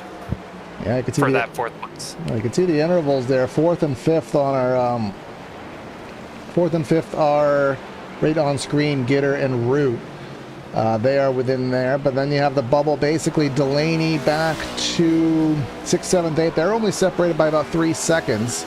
So it seems like everybody's kind of in tandems. Everybody's kind of in twos here. They have like a position that's kind of right in front of them, but they have somebody kind of relatively close, so you can't ever take anything too lightly. Andrew Dyson, he's going to come in here 32 laps into his run, and Pearson going to follow him, and somebody else there at the back of the shot. Couldn't quite make out who it is. That's going to be Pat Gitter, Lucas Hoytsma peeling off. So this is going to be very, very pivotal for this race. Let's pull up the pit stop telemetry, and that way we can compare it to when Murray comes down, because this very well could be the race. Yeah, I did just see the jack stands go up on the left side. Was that 2 tires? I think it may have been 2 tires. 13.9 with a 41-second pit delta. So go ahead. Sorry, no, Corey. I was going to say we'll keep that in mind as we await the ever elusive pit stop for Murray. Yeah, if I'm Alex Murray, obviously tires don't matter too much. I don't want to stay out here too late. There and he comes. Sure enough, he comes down pit road. Let's see what his delta time is in comparison to Andrew Dyson. So it was a 41.9 and I think a 13.9 second pit stop. It was, now I have to do some orientation here. It was left sides only for Dyson, of course, with 90% of the corners here being right-handers. The lefts are going to be the most loaded if they are wearing it all. Hopefully that doesn't backfire for him, but let's see what the situation is. We saw Van Nessant speed, so it is possible here, especially on these downhill stalls. No jack thus far. It looks like it's going to be fuel only. 13.9 was Dyson. 14.6, and it's roughly about a half-second loss. How does that translate onto the racetrack? Yeah, it's going to be close here. Right there. Coming back. Definitely still close. It looks like that Alex Murray was able to extend that lead ever so slightly, but this race is still going to come down to the wire here, Corey, with 30 to go. Yeah, it's 7/10, so more or less an even draw there. Now, I guess you could say the benefit or the detriment of the left side tires on Dyson. Whether those have any effect, we will have to wait and see, because you know, we've heard both sides of the story there. I've heard guys say that they lose grip, they just don't lose speed, but I don't think either of us are qualified to have an opinion on the matter. Matt DeCiani coming into the pits, and the temporary race lead given to RJ Root and John Delaney, each of who is peeling off, as is Randy Drumhiller. So that should cycle things back around to where we started. And it does appear that Dyson has a little bit more giddy up here on this run. He went from 7/10 right down to 3 just in a jiff. So maybe those left side tires meant something. Yeah, I'm starting to wonder if they did. And Alex Murray may be questioning his choices here for fuel only. Obviously, having the time to have to fill the tank, you could put those tires on and not worry about losing time with only two tires, but it seems like that they're going to pay dividends as he goes into the bus stop here, peeking out and going to fall back in line. Oh, a little bit of contact. Little bit of contact again, and Dyson's going to back off, let him kind of coordinate himself there, but you can tell he doesn't want to waste time at all.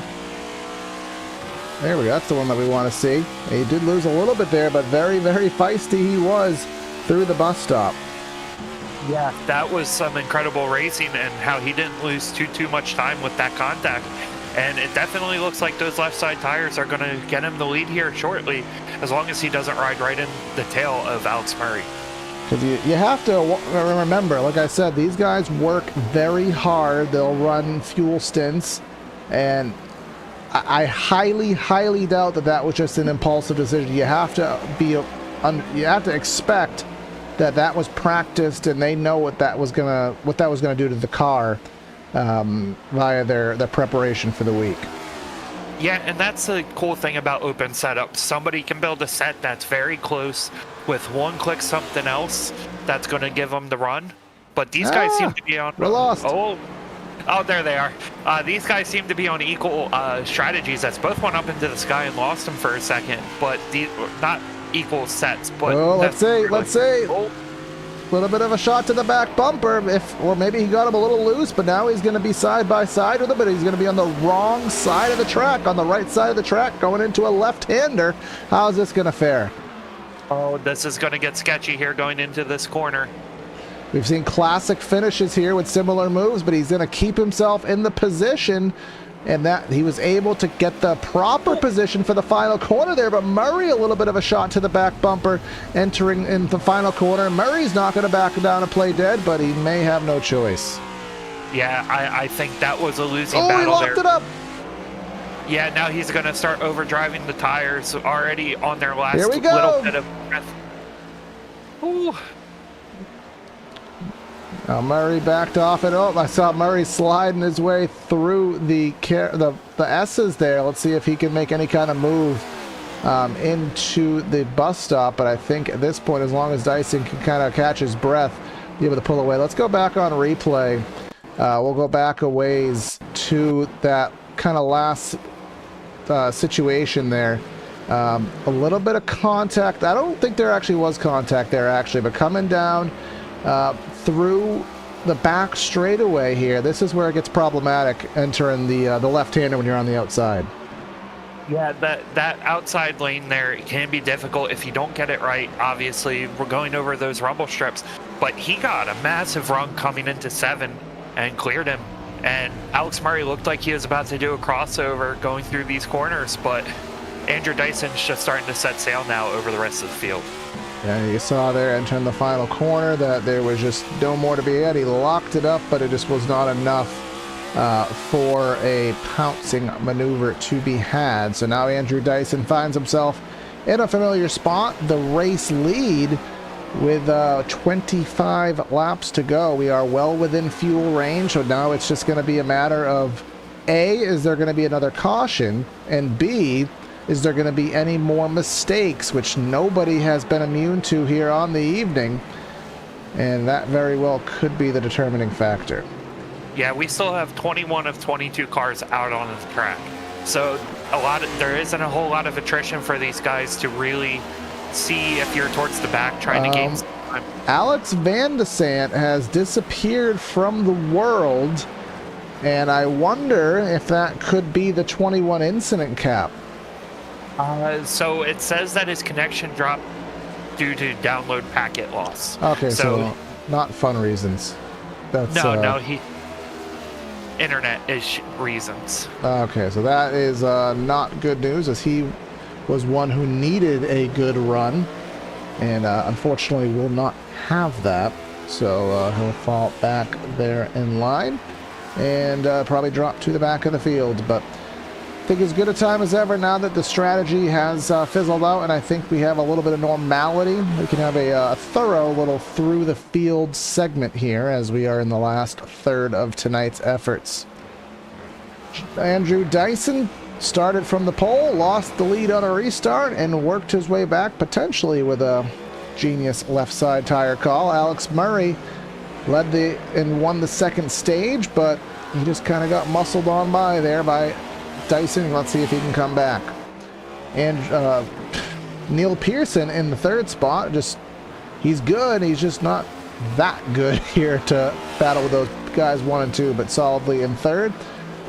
Adam Benefield kind of took a 6th or 7th place car, has a 4th place out of it so far with the little strategy call. Gitter a solid run, running in the 5th spot, trying to close in on him. Then we have RJ Root in 6th, a good solid run. John Delaney, the last to first challenge, not probably going to end in victory lane here today, but he is in 7th. Lucas Hoitzbaum had an issue, but he recovered for an 8th thus far. Then we have Bobby Anderson, a quiet run of 9th, and then SOB, Sean O'Brien Jr. running at our top 10. Yeah. And 11th is Dustin Hall, who he's been in that range all race, but gaining about 4 spots since early in the race where we saw him.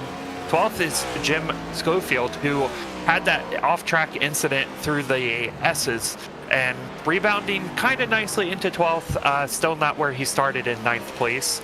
13th will be Matt DiCiani. Disappointment on him for sure. Top 5 run early on, but making contact earlier with, I believe that was Trevor C. Ryan. Mark Pageant, very quiet run, currently in 14th position. Obviously not what he had hoped for, about to go a lap down back to Andrew Dyson. 15th is Damaris Hickenbottom, keeping himself clear of any real issue, letting the faster guys go, and just sending that postal service car through the field. 16th will be Jason S. Taylor. Strategy not necessarily his forte here today, as he's still stuck in 16th after having a contact with the wall earlier. Randy Drumhammer, 18th. Again, very quiet run, just minding his P's and Q's and making sure to stay out of contact. Tanner Marty, another guy, just can't break through that back of the field bubble right there. Currently in 19th after starting 15th. Yeah, oh, and Captain Blank. I don't know why it doesn't like him. Jeffrey, or Jeff Chandler? Yes. I believe. Currently 20th. He's just stayed out of the way as well. Very quiet race. I believe this is one of his first races in the series. And then 21st, Wayne Grassy, staying out of the Grassy here today. Currently 3 laps down, and just another guy just staying out of the way. And 22nd is Trevor C. Ryan, the only car out of this race so far. Worth noting, Van de Sant did manage to re-enter the session in blazing time, mind you, because he only lost a lap. So load times here on iRacing have improved drastically. So he managed to drop out of the session formally and respawn and only lose a lap. So luckily for him, we're on a road course, because that'd probably be about 5 or 6 laps if we were on an oval, but circumstances working in his favor at this point. But Dyson, caution flag in the air, number 2. You're on lap 69. Giggity. Nice. So the SRX style, I mean, it's basically a fun flag. That's more or less what it is. For those who watch the Superstar Racing experience, where they throw cautions to bunch the field up for the sake of entertainment. Here we don't have full field wrecking cautions, so it's kind of the random strategy game at play, but from a broadcaster's perspective, we kind of call it a fun flag, because it gets everybody bunched up. It throws the strategies to a sort of a wrench, which, I mean, I guess at this point, I don't really know if there's a strategy to be had there, Cody, because everybody's good on fuel, and tires really don't mean that much. I think Andrew Dyson just proved to us tires do matter to a degree. I can see some guys from 6th on back taking some tires, just seeing what can happen. Yeah, I mean, the left side seeming to work, but it kind of works two ways, where did Dyson really just get up on the wheel and decide, hey, I'm not losing this race? Or did Murray just, maybe he just made a couple mistakes and let him go there? It's kind of hard to say. I think it could be either way. Maybe we'll have a quick chat with somebody else after the pit stop cycle. But everybody will coagulate. Actually, not coagulate, because I learned that is solid to liquid, or liquid to solid, which is not the case. They will coalesce. I think that is more properly English there. Behind the pace car here, entering the back straightaway into the bus stop. I think Mark Paget will be the free pass recipient there, putting 14 cars back on the lead lap. Yeah, that lucky dog right there for Mark. Maybe seeing some points for him here today. Obviously, with only 13 cars currently on the lead lap, he has a chance to gain some positions if people start hitting one another and incident it out. I don't know if any people are close, but it could be a great opportunity for him. Yeah, if you're in the mix, that's all you needed to be at some junctures in the race course last week. We did not expect a caution to come out with 3 laps to go. And I think last week, I don't remember how many cautions we had last week. I want to say it was only about 2, maybe 3, but I want to say it was only 2. 2 tends to be the limit. I don't think it's actually a literal limit, but just kind of the circumstances in all these road races, we tend to have 2 incident cautions a race. So this is number 2. Will we have 3 here? We will see, but it looks like pit road seeming to be an empty place. Looking back here, that's just Chandler and Jedi coming in. But, darn. what was that? I was wrong. I said darn. I was wrong again. Yeah, Man, happens. I'm on fire tonight. Well, we'll pull into Alicia Keys mode. We'll, actually, I forgot that song. I had a joke about an Alicia Keys song. But anyways, I already had an interview here in the evening. Anybody want to have a little word with there, Cody? Don't think we've talked to Sean O'Brien Jr. at all this year. So why not pull him up and get a quick interview about him running towards the middle of the field to see how that race is going. All right, he'll be rather surprised. Sean O'Crap Bryan Jr., you got a copy? Why are you talking to me? I suck at road I course. just said that. He's like, oh, he's going to be surprised. Yeah. Correct. So currently in 10th place, middle of the pack all race. What are you feeling out there, Sean? I started off, I just didn't feel comfortable in this car. I don't know why. I had hundreds of laps in practice. Just started off this race, just didn't feel comfortable. As the race has gone on, started getting into my groove. We're definitely down. Apex is down in the team points because we just got slaughtered in stage points. Van de Sant just got throughputed, so that's dummy lit. But hopefully we can just hang on, get a nice top 10, go into Daytona. Just needing to lay up to make the playoffs. That's the ultimate goal. Yeah, laying up for the playoffs. Something I would hear. Every point matters coming from Sean O'Brien Jr. there. Middle of the pack, dirty air. Is that having an impact on how you're driving the track? Oh, absolutely. Definitely, you can definitely feel it in the high-speed corners, going up through the S's, the carousel too. Leave the NASCAR to a couple of cars where you feel dirty air at 60 mile an hour and 160 mile an hour. All right, Sean. Well, we'll let you get back into the race, and hopefully you don't have any oh-crap moments for us, and you can walk out of here with a good top 10. God bless you, Cody Bird. God bless you, Sean. Have a good rest of your race. Now, me being the old guy of the bunch, he just uttered the words "dummy lit." Is that a new age saying? I mean, I'm 27, and I don't think it is. I haven't heard that yet, but you know how those gosh darn kids are sometimes. Yeah, those young whippersnappers here. I mean, I'm still saying that's mad ill back from 1999, but let's get double filed up here for a restart. We will have to take another pace lap here. These pace laps are about 2 minutes long, but we will get doubled up again. Everybody except Trevor C. Ryan in the field. Van de Sant, if the caution gods do give another one, he is in the free pass position. He is the highest of the lap down cars, and my intuition says he'll probably stay there with the pace that he has. So he does have a little bit of damage, but nothing that I don't think was insurmountable. But the biggest question on the evening is going to be, does Murray get a decent enough start to put pressure on Dyson until he manages to inevitably probably pull off and lead off into the sunset?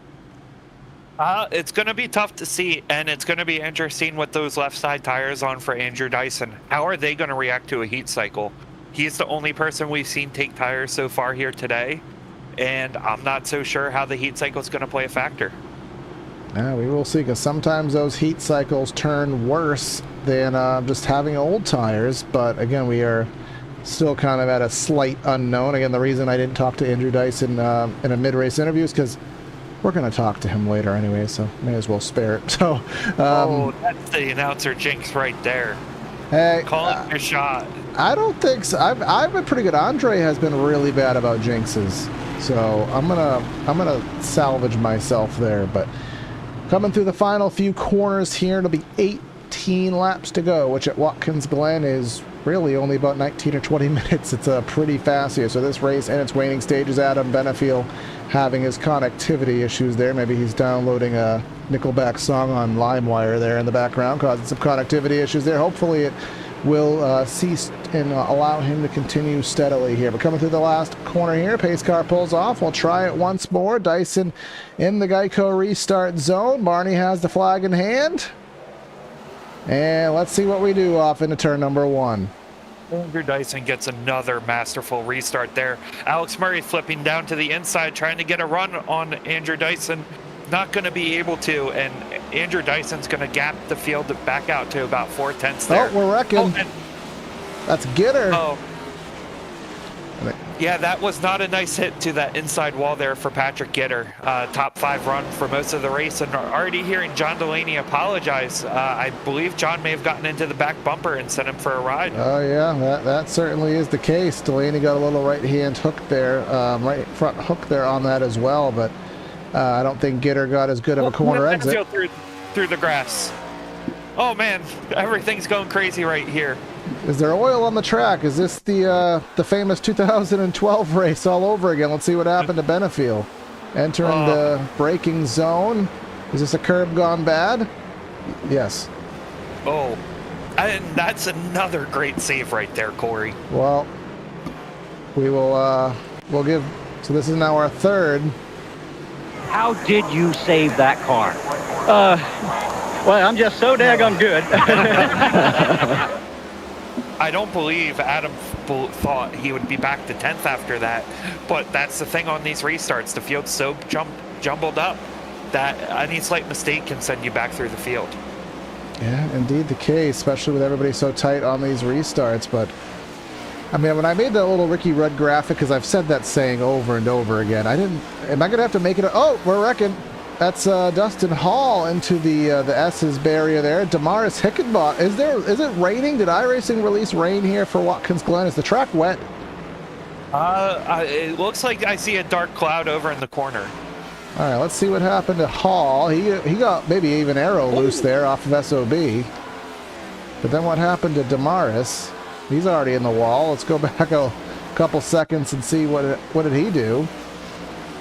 He got loose too. All right, the track is wet. I don't see any other explanation. Well, my question is, what is the track temp down to? Up to, are we in like reverse physics right now? 89. So we started about 102, 103, something like that. So this track should be grippy, but it is driving like it is full of ice, as I think that was Marty perhaps into the safer barrier there. Yeah, and if that's the case with that track temp dropping down so quick, normally this time of year, we see temperatures up in the Northeast, 80s, 90s. I believe the temperature in mid-central western New York, we're hovering in the 70s over this past week. So these guys definitely were throwing a curveball with their setups. Oh, Dyson! Oh man, that almost was disaster there, Corey. Yes, it was. As curb's gone bad again. And it almost took our race leader out of it. Yeah, he would have been kicking himself after that one, and I don't believe he's going to be hitting the curbs as much. But after something like that, Alex Murray... Public service announcement. Yes, that is very true. Curbs are bad. But you're going to see Andrew Dyson approach those curbs in that bus stop a little differently here probably for the next few laps, just because of what just happened.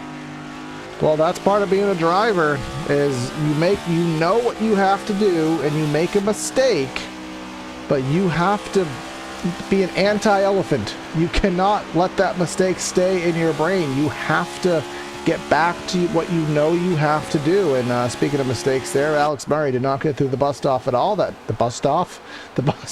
S is something he did not get off of that well. And that cost him to lose a bunch of time. And now Neil Pearson, he's closing through. And again, I know iRacing doesn't model this that well, but you'd think in the real world their suspensions would just be turning into jello at this point with all that. Yeah, going over those curbs is definitely probably not helping in real life the car's handling, but it's insane to me watching these guys do it lap after lap and only having a few mistakes, because that thing is there, and Alex Murray makes another one. Here comes Neil Pearson up to second, battling for second. Was Neil sandbagging this whole race, and he's just going to come and whoop everybody's you-know-what in the last 20 laps? I mean, unless he had his setup built for a track temp of this nature, and it's just now coming. There we go. Crossover move through the. Now you don't want to be on the outside in the S's, and Murray clearly knows that. Gets back in the line, but now he may have an opportunity through the exit of the bus stop, right, exit of the S's here, down into the bus stop. He has the opportunity, and he will drop back into line. Oh, these guys are going after it here for the top 3 positions, and there's only 14 laps to go. This race has gone super quick here, Corey. Yes, it is. This race is just flying on by as we predicted.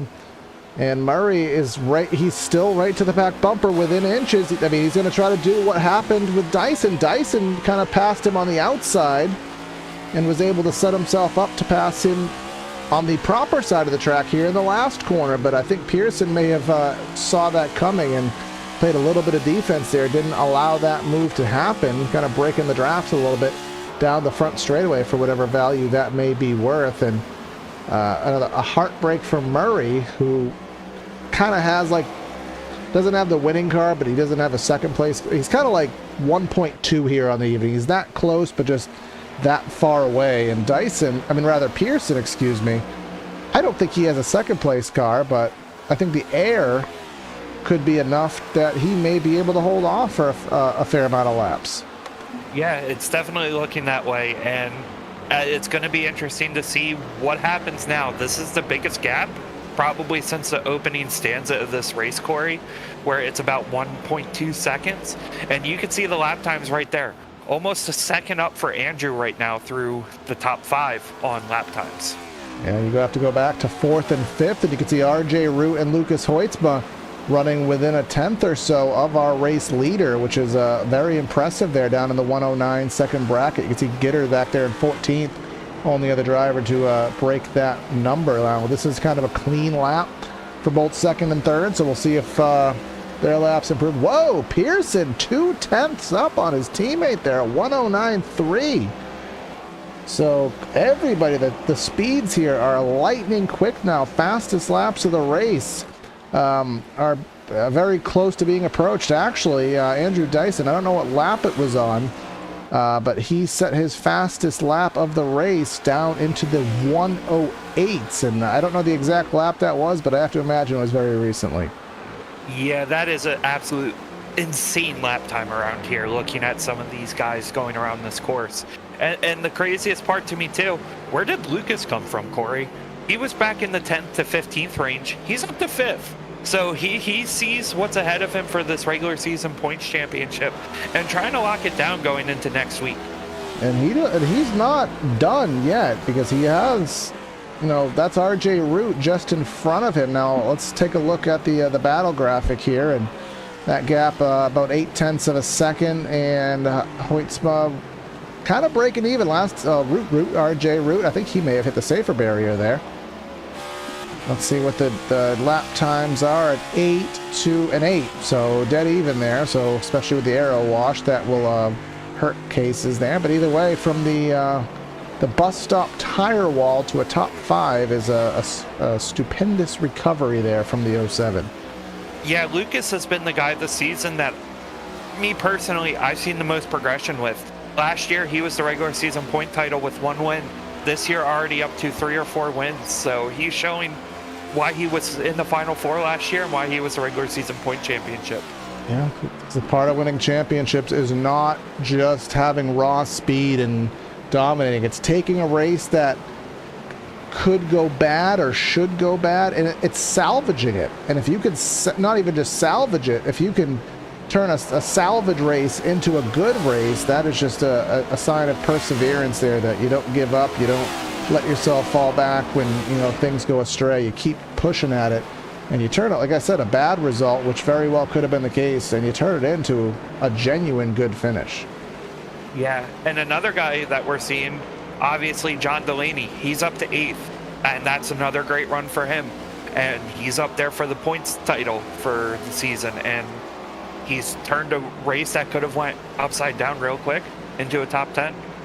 Yeah, exactly that. You got Matt DeCiani here, who had that T-bone with Trevor C. Ryan there in 10th. And again, just another point, just because of the fact that we do have a smaller field, there is more points on offer here.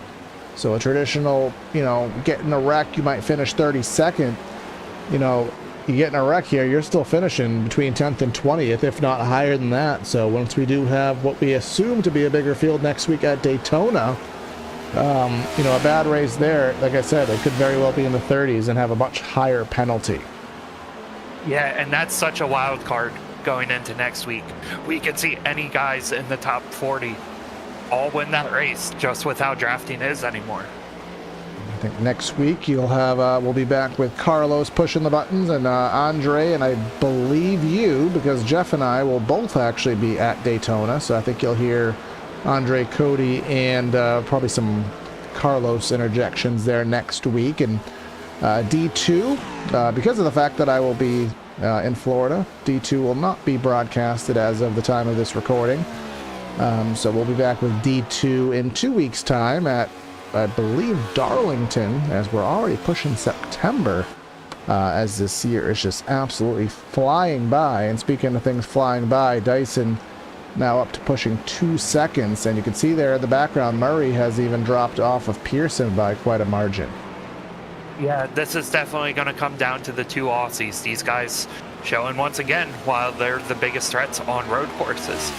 And it's impressive to me looking at how this field has gapped again. Looking at the gaps in 2 seconds, 1 second, 3 seconds, 4. It's just crazy to see why some of these guys are showing that they're the best in 100%. Yeah, just the skill does happen there as Alex Murray puts himself in the safer barrier, exit in the corner, loses even more time. But now let's quickly talk about Neil Pearson for a second, because I kind of take Neil Pearson, I kind of relate it, and you being a little older, you'll get this more than some of the new hippers kids will. You think of Jeff Gordon and Jimmy Johnson. Jeff Gordon, of course, the legend, all-time great in the sport, as Hoytsma. We'll pause that thought as he has some issues here exiting one. So yep. Talk about commentator's curse, I guess, if you want to say that. Yeah, I'm pretty good at it. So sorry, Lucas, if you're listening in. I'll take full responsibility for that. Andre's currently punching air. If he is currently watching about his driver losing the... Yeah, I mean, that's kind of a weird one there. The left side, of course, on the other side, I think the car was just straddled on the curb and upset him there, and a very light impact, but the way that he had to wait for some clear space to merge dropped him back from 5th to 13th. Yeah, definitely not what Lucas wanted here, especially carrying the flag for LMM here today. But that also opens it back up to Sean O'Brien and Jonathan Delaney, currently battling for that 7th place position. Sean, we heard him say he was not comfortable in this car, but he's looking pretty comfortable right now. Yes, he is. Now, quickly get back to my point. Jeff Gordon, Jimmy Johnson, Gordon being the legend, Johnson being the newcomer, and all of a sudden, Gordon's still the upper hand, and then all of a sudden Johnson turns that around and Johnson ends up being better than you as the guy that you kind of recruited and brought into your stable. And I kind of relate that to almost Pearson and Dyson from a road racing perspective, because Pearson was the road guy. He took the crown away from Delaney, and he became the road guy. Now he brings his buddy Dyson into the mix, and now his buddy Dyson is taking the good runs and the wins away that he would have had. So it kind of almost feels like, well, crap, I gotta one up my teammate here, and I gotta figure out what he's doing. Yeah, that's definitely what it kind of seems like. And unfortunately, Andrew Dyson the last couple weeks on all these road courses in this middle to tail end part of the regular season, it's just going to show how much talent these guys actually have. Yeah, so it'll take well, as we come down into 6 to go, I mean, you just have to think about what happened last week. We had that caution that came out with 3 to go. And we've seen a few guys go off. We've seen a few guys spin out. Some guys hit the wall, especially right after the restart. We saw so many problems through the S's there for a few laps that, I mean, I don't think a caution's going to come out. I don't... Oh. What? Oh. What? Well. I didn't even finish my sentence. That's, hold on. No, I didn't mean that one. I did not mean that one. I meant, there we go. I mean... Oh. I don't think there's going to be a caution. Oh, I think that may have been the biggest announcer's curse ever. Not even finished your sentence and a caution comes out. I mean, because I was just saying that, we had so many issues in the first few laps of this restart that would have likely triggered, I don't know, 10, 12, 14, 16. I don't know. We had guys hitting the wall, guys getting loose, guys running off the track. So that definitely was going to inflate the amount. And Dyson is just probably thinking to himself, what do I got to do to have one of these things just finish green? Yeah, definitely thinking that, because with what's probably going to be 3 laps to go when we go back, 3 or 2 laps to go, some of these guys are going to be sending it on the restart. So, I mean, what time is that? I mean, I've already murdered his I've murdered his race last week with a curse, so may as well hit him again. So let's go ahead and have a quick chat. So, Andrew, I fully take responsibility for this caution because I literally just was in the middle of my sentence saying there's not going to be a caution. So if you want to murder me, I'm fully fine with that. No, it's not too bad. At least it's not. I'll just say to the boys, at least it's not a green white checker this week. So there's no question mark with fuel or anything like that. But a few laps to go, yeah. So I mean, who knows what the incident limit is? Fingers crossed we don't get a green white checker. But yeah, at least it's not a green white checker. So that's good. Yeah. So obviously you got your teammate behind you. Doesn't seem to have the pace. Murray has the pace, but he's just been making a lot of mistakes. And of course, you're not prone to mistakes either. So what do you kind of have to do to balance all the factors here and just run a few good laps and put this in victory lane? What are you going to have to do? Well, there's a few spots I've noticed. Once we get going again and the tyres kind of cool off, once we get going again, the car can be pretty strange. You could say it does a lot of bouncing around and stuff, particularly bus stop or inner loop is probably the hot spot for it. It gets pretty wild through there a few times if you don't hit the curbs or the ripple strips just right. Other than that, it's not too bad everywhere, so it'll just be a matter of getting out there, maximising the grip without overdoing it like last week, and should be good to go. All right, well, you're already locked in with a couple wins. Your teammate is now in, so let's see if he can get you some more playoff points, man. We'll let you get back at it. Good luck. Thanks, man. So.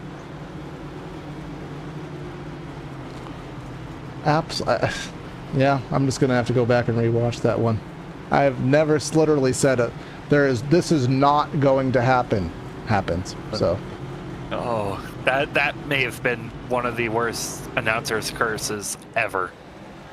Well, if there's one person who's looking forward to this, it's going to be Van de Sant, because he's going to be the free pass recipient.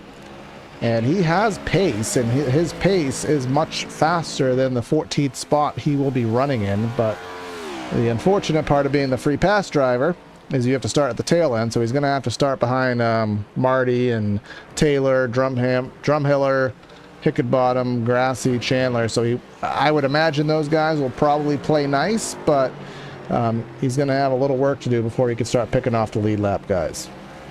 Yeah, absolutely. With how this race has played out so far, I'm curious to see what Alex Murray and RJ Root are going to do. We got pairs of teammates on the first 2 rows. Is Alex Murray going to look to make this 3 wide like we saw earlier today in the Xfinity race, or is he just going to move him? I don't think Alex Murray will do that, but everything is in the arsenal right now, as we're going to have a green-white checkered. Well, in the words of Sam Mayer, I mean, all you got to do is just say you wheel hopped it, and you're fully absolved of fault.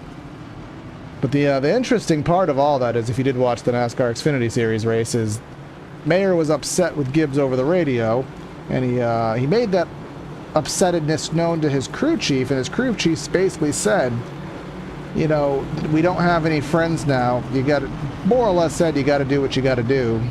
And Mayer said 10-4 with an expletive in there, and then managed to, in air quotes, wheel hop his way into a victory. So I don't see that happening at all, just due to the nature of the league, and of course guys don't want to get on admin's bad side here. But I do know guys want to go for the win, but this is where I give 100% Cup Series props is, let's be real, I don't know if you've caught any of the Coke Series races there, Cody, but the end of them is kind of embarrassing sometimes, and we've yet to have that here in this series. Of course, we don't have $100,000 on the line, but these guys do race with a lot of integrity for the most part. Yeah, absolutely. These guys aren't going to just go in there and sandblast each other. They're going to go in and race each other hard but clean. There still may be some beating and banging, but it's all for good nature. Robbins racing. Yeah. Now I like a lot of people go back last week, or rather last year, to the finish between Chase Elliott and Kyle Larson here. Well, Larson drove it into turn 1. Maybe he locked it up. Maybe he intentionally drove it in, and he kind of just pushed Elliott wide, and everybody cried, you know, oh my God, he raced. I mean, so did I. Took that as that's fair game. You pushed him wide. You took what was yours. You didn't wreck him. That's what I'm fine with. So if that kind of thing happens, I don't think admin would get involved, and it's hard to really blame drivers. And if anything happens, I think it'll be something on those lines. Yeah, absolutely. It's going to get interesting here with sorry, there's some driver radio going on between, it sounded like Damaris and Jedi. So I don't know what that was about, but yeah, no, these guys are going to go in, race side by side, and we'll be treated to a great finish here at the end of this race. Yes, indeed, we will in some capacity or another. Dyson wanting the redemption after last week's faux pas in the final few corners at Indianapolis, giving him extra 5 playoff points, but you know, Pearson could use those playoff points. Murray could use, I mean, anybody in the top 5 could use these playoff points and help their seeding out. But Dyson, kind of being known as the road guy, he does not want to throw kind of gimme points away. But it ain't going to be a gimme because that 22 has the speed. Can he time it, and how aggressive does he want to be? And can Pearson sneak another one out here at the mercy of other drivers? Let's find out together as the pace car is going to come through the final corner here. We're going to have a regulation green-white checker. This is still within the 90-lap distance, so this is not overtime just yet. Pace car is into the restart zone. Let's see how well the timing goes. I'm going to give Pearson a lot of credit there. He had a really good jump there from the second spot, but Dyson's going to clear. Let's see what happens into 1. Oh, okay. That looked like it was going to be a lot worse there, Corey. But yeah, no, that may have been the best restart from the outside lane. And Neil's going to be right on the back bumper of Andrew Dyson going through the S's. I mean, we saw it last week at Indy. A lot of guys can run 1 good lap, or they can run 2 good laps. They can run just good enough to stay with the competition. And I think Pearson could fall into that same category. He can't stay with them for 5 laps, but 2 is a different story here. But jumping over the curbs here, looks like Dyson doing it better than everybody else. Pulls out to about roughly half a second. Of course, Murray trying to get by Pearson, who I think he is faster than, but coming down the back straightaway for the penultimate time, and Pearson just seems a little bit too far back to charge. Yeah, we just had a big incident through the bus stop in the back of the field with about 15th to 20th. But yeah, no, it's going to be interesting to see what happens, because we have Alex Murray right on the back bumper of Neil Pearson going for second here as we approach the white flag. Yeah, I think that 22 is going to be very patient here. It's the white flag lap. It's the best passing zone on the track, but he's not going to surge it on in there. He's going to maybe see if Pearson gets a little loose on corner exit, maybe drag race him up through the S's. He's going to stay in line, maybe set himself up for an optimistic move into the bus stop, but I don't know if that was contact or if perhaps Pearson got loose, but either way, it'll separate them two. If anything, Benefield might have a shot on Murray as Dyson pulls out to 3/4 of a second. Yeah, side by side going through the bus stop here. And this racing's getting incredible here towards the end. Benefield Sideways. And he into the wall. He's back in the traffic. That's a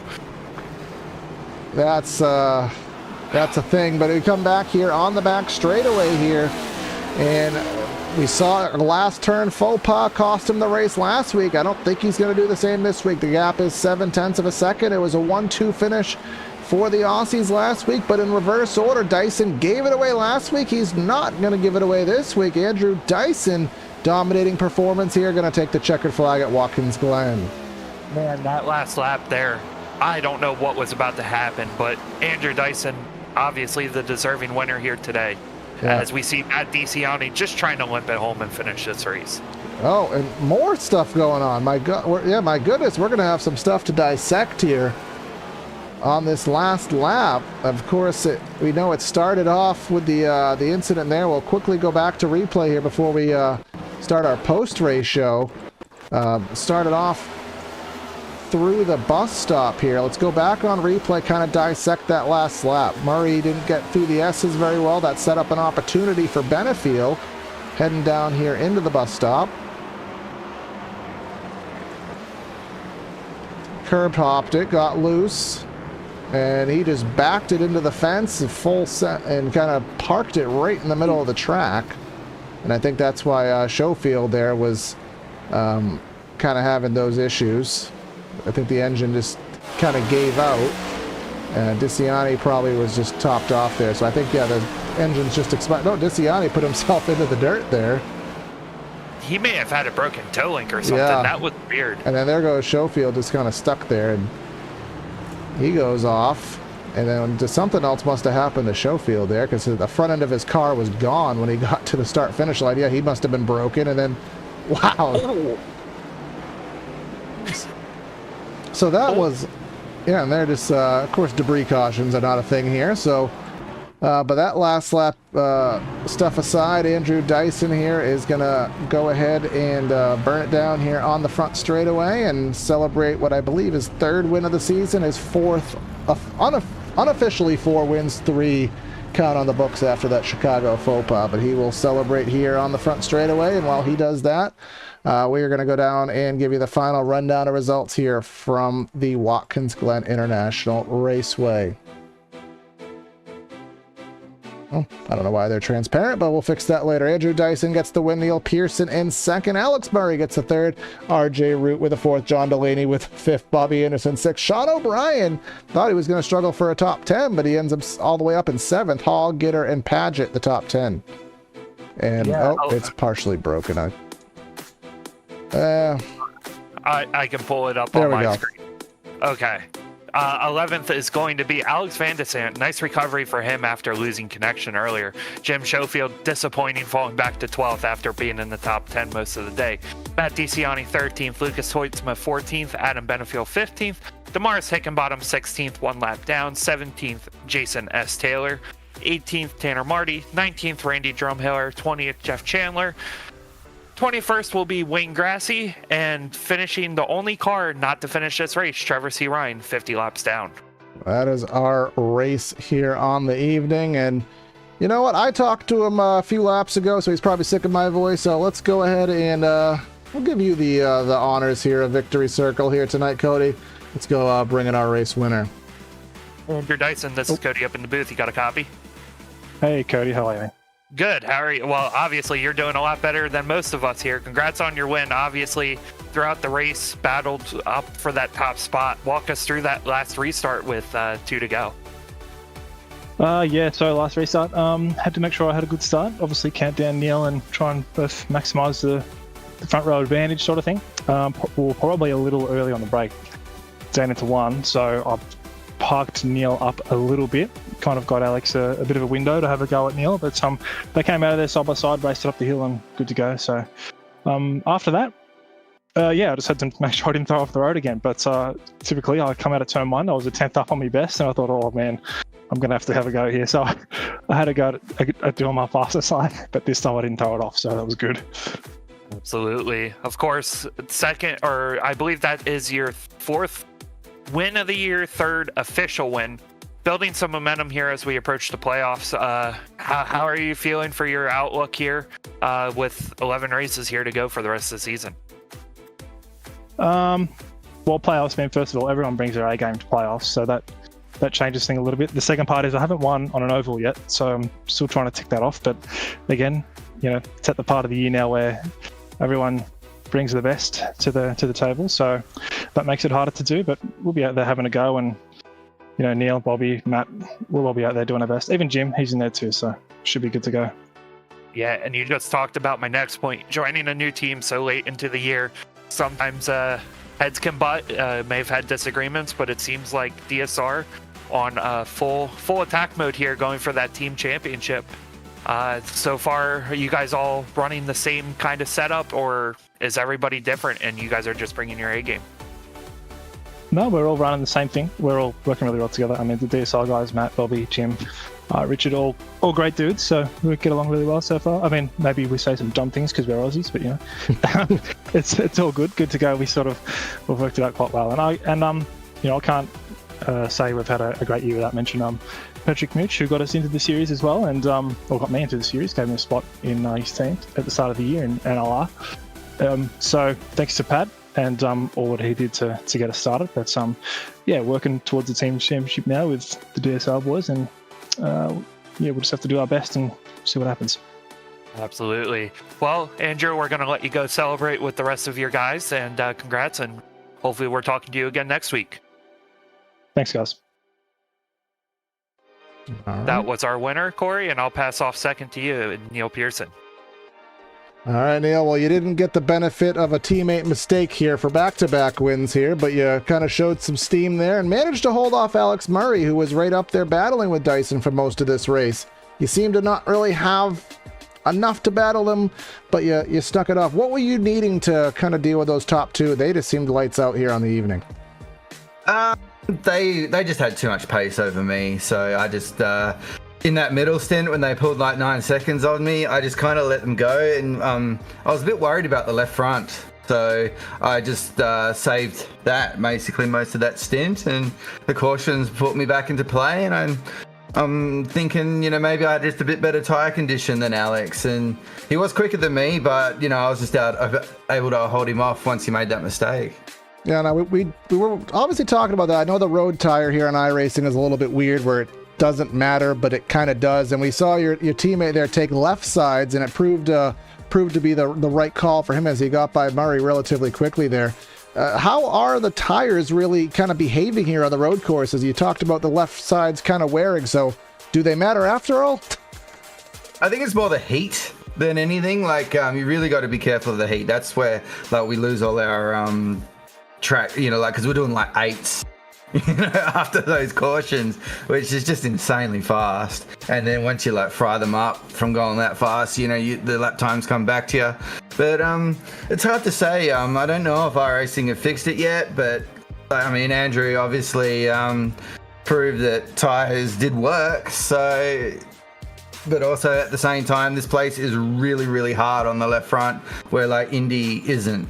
Indy is pretty consistent across the board on the tyres. So it'd be interesting to see taking tyres versus not, maybe at the Roval. We'll see how we go. Yeah, we'll see indeed. Now, one more thing for you. I kind of related mid-race to kind of a Jeff Gordon, Jimmy Johnson situation with you and your teammate.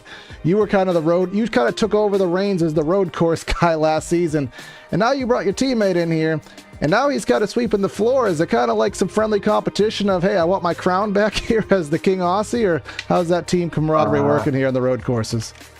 It's not really, because down here in Australia we're on the same team, quite obviously from our paint colours and stuff, and he's always had it over me on the road side. And what's annoying me though is now he's got me over the ovals. I was always like the oval side king down here, so I'm a bit annoyed about that more than the road side. Well, you're both going to be in the playoffs, and you both want to get to round 2 for the Roval, so we'll see who can master the ovals in round 1. Man, congrats on a good run, and we'll see what happens at Daytona next week. Yeah, it's going to be fun. All right, and now we have Cody with 3rd place here. I don't know how happy he's going to be. Alex Murray with a 3rd here tonight. All right, Alex, this is Cody up in the booth. You got a copy? Yeah, gotcha. All right, Alex. So obviously 3rd, not necessarily what you wanted here tonight. Walk us through about the last 30 laps where it seemed where you fell back to 3rd. Just too many mistakes. Got in my own head. Andrew was behind me, pressuring me, and once he got by me, I just was overdriving the car, made too many mistakes, and let him get away. And then that caution came out, and didn't get the best restart. Let Neil get in front of me, and was pressuring Neil, got into him, lifted, and killed all my momentum going up through the S on the last lap, and brought it home 3rd. Good points tonight going into Daytona, which is a toss-up every year. So locked into the playoffs and looking forward to the playoffs. Yeah, absolutely. And of course, throughout that middle portion of the race, we saw the track temperature drop. Started off around 110 and we finished around 85. How much did that drop in temperature have an impact on the setups? Definitely got tight toward the end. Also didn't take tires, so that played a big part into it. I know, I don't know if Andrew wants me to tell anybody, but I know that he took left sides at one point in that race, so that probably played to his benefit. I thought about it, didn't want to take the chance, knew that I had top 3 speed, and didn't want to take that chance and ruin it. So bit the bullet, didn't take tires, and ended up P3 and good points night. So we'll move on to Daytona and see what happens. Absolutely. And of course, we go into Daytona where I believe 2 of your drivers still need a win to potentially make the playoffs. What's the strategy going into it, and what do you expect to happen? I think it's going to be normal Daytona. It's going to be chaotic, and it's going to be all about being in the right pack at the right time, pitting with the pack, and if we're able to help one of the drivers outside the playoff bubble, then we'll do it. But like I tell my guys every week, I want them to race for themselves, and I don't want them to put their race in jeopardy when they could have a shot at a win. So if it's at all possible to help Derek or Jeremy, we will. But RJ and I are probably just gonna do our own thing, and if they're there to help, then we'll help them. Gotcha. Well, Alex, congrats on the great run here tonight, and hopefully we're talking to you next week. I appreciate it. Thank you, guys. All right, well, that is our top 3. That is our post-race show here on the evening, and that's really a broadcast tonight. So want to thank everyone for tuning in. We saw a very interesting here race at the Glen. The cautions definitely made it interesting, but the fastest guy definitely put it in victory lane. Yeah, the fastest guy put it into victory lane, and definitely rolling into the regular season finale and the playoffs with some momentum here going forward. All right, so make sure you like and subscribe to the 100% YouTube channel if you have yet to do so. Trying to grow this channel, grow this platform, and stay tuned for next week's race here at the Daytona International Speedway. Make sure you like and subscribe PTR TV for the D2 race, which will continue in 2 weeks' time. But that's going to be Corey and Cody signing out of the booth. Have a great night, and we'll catch you next time.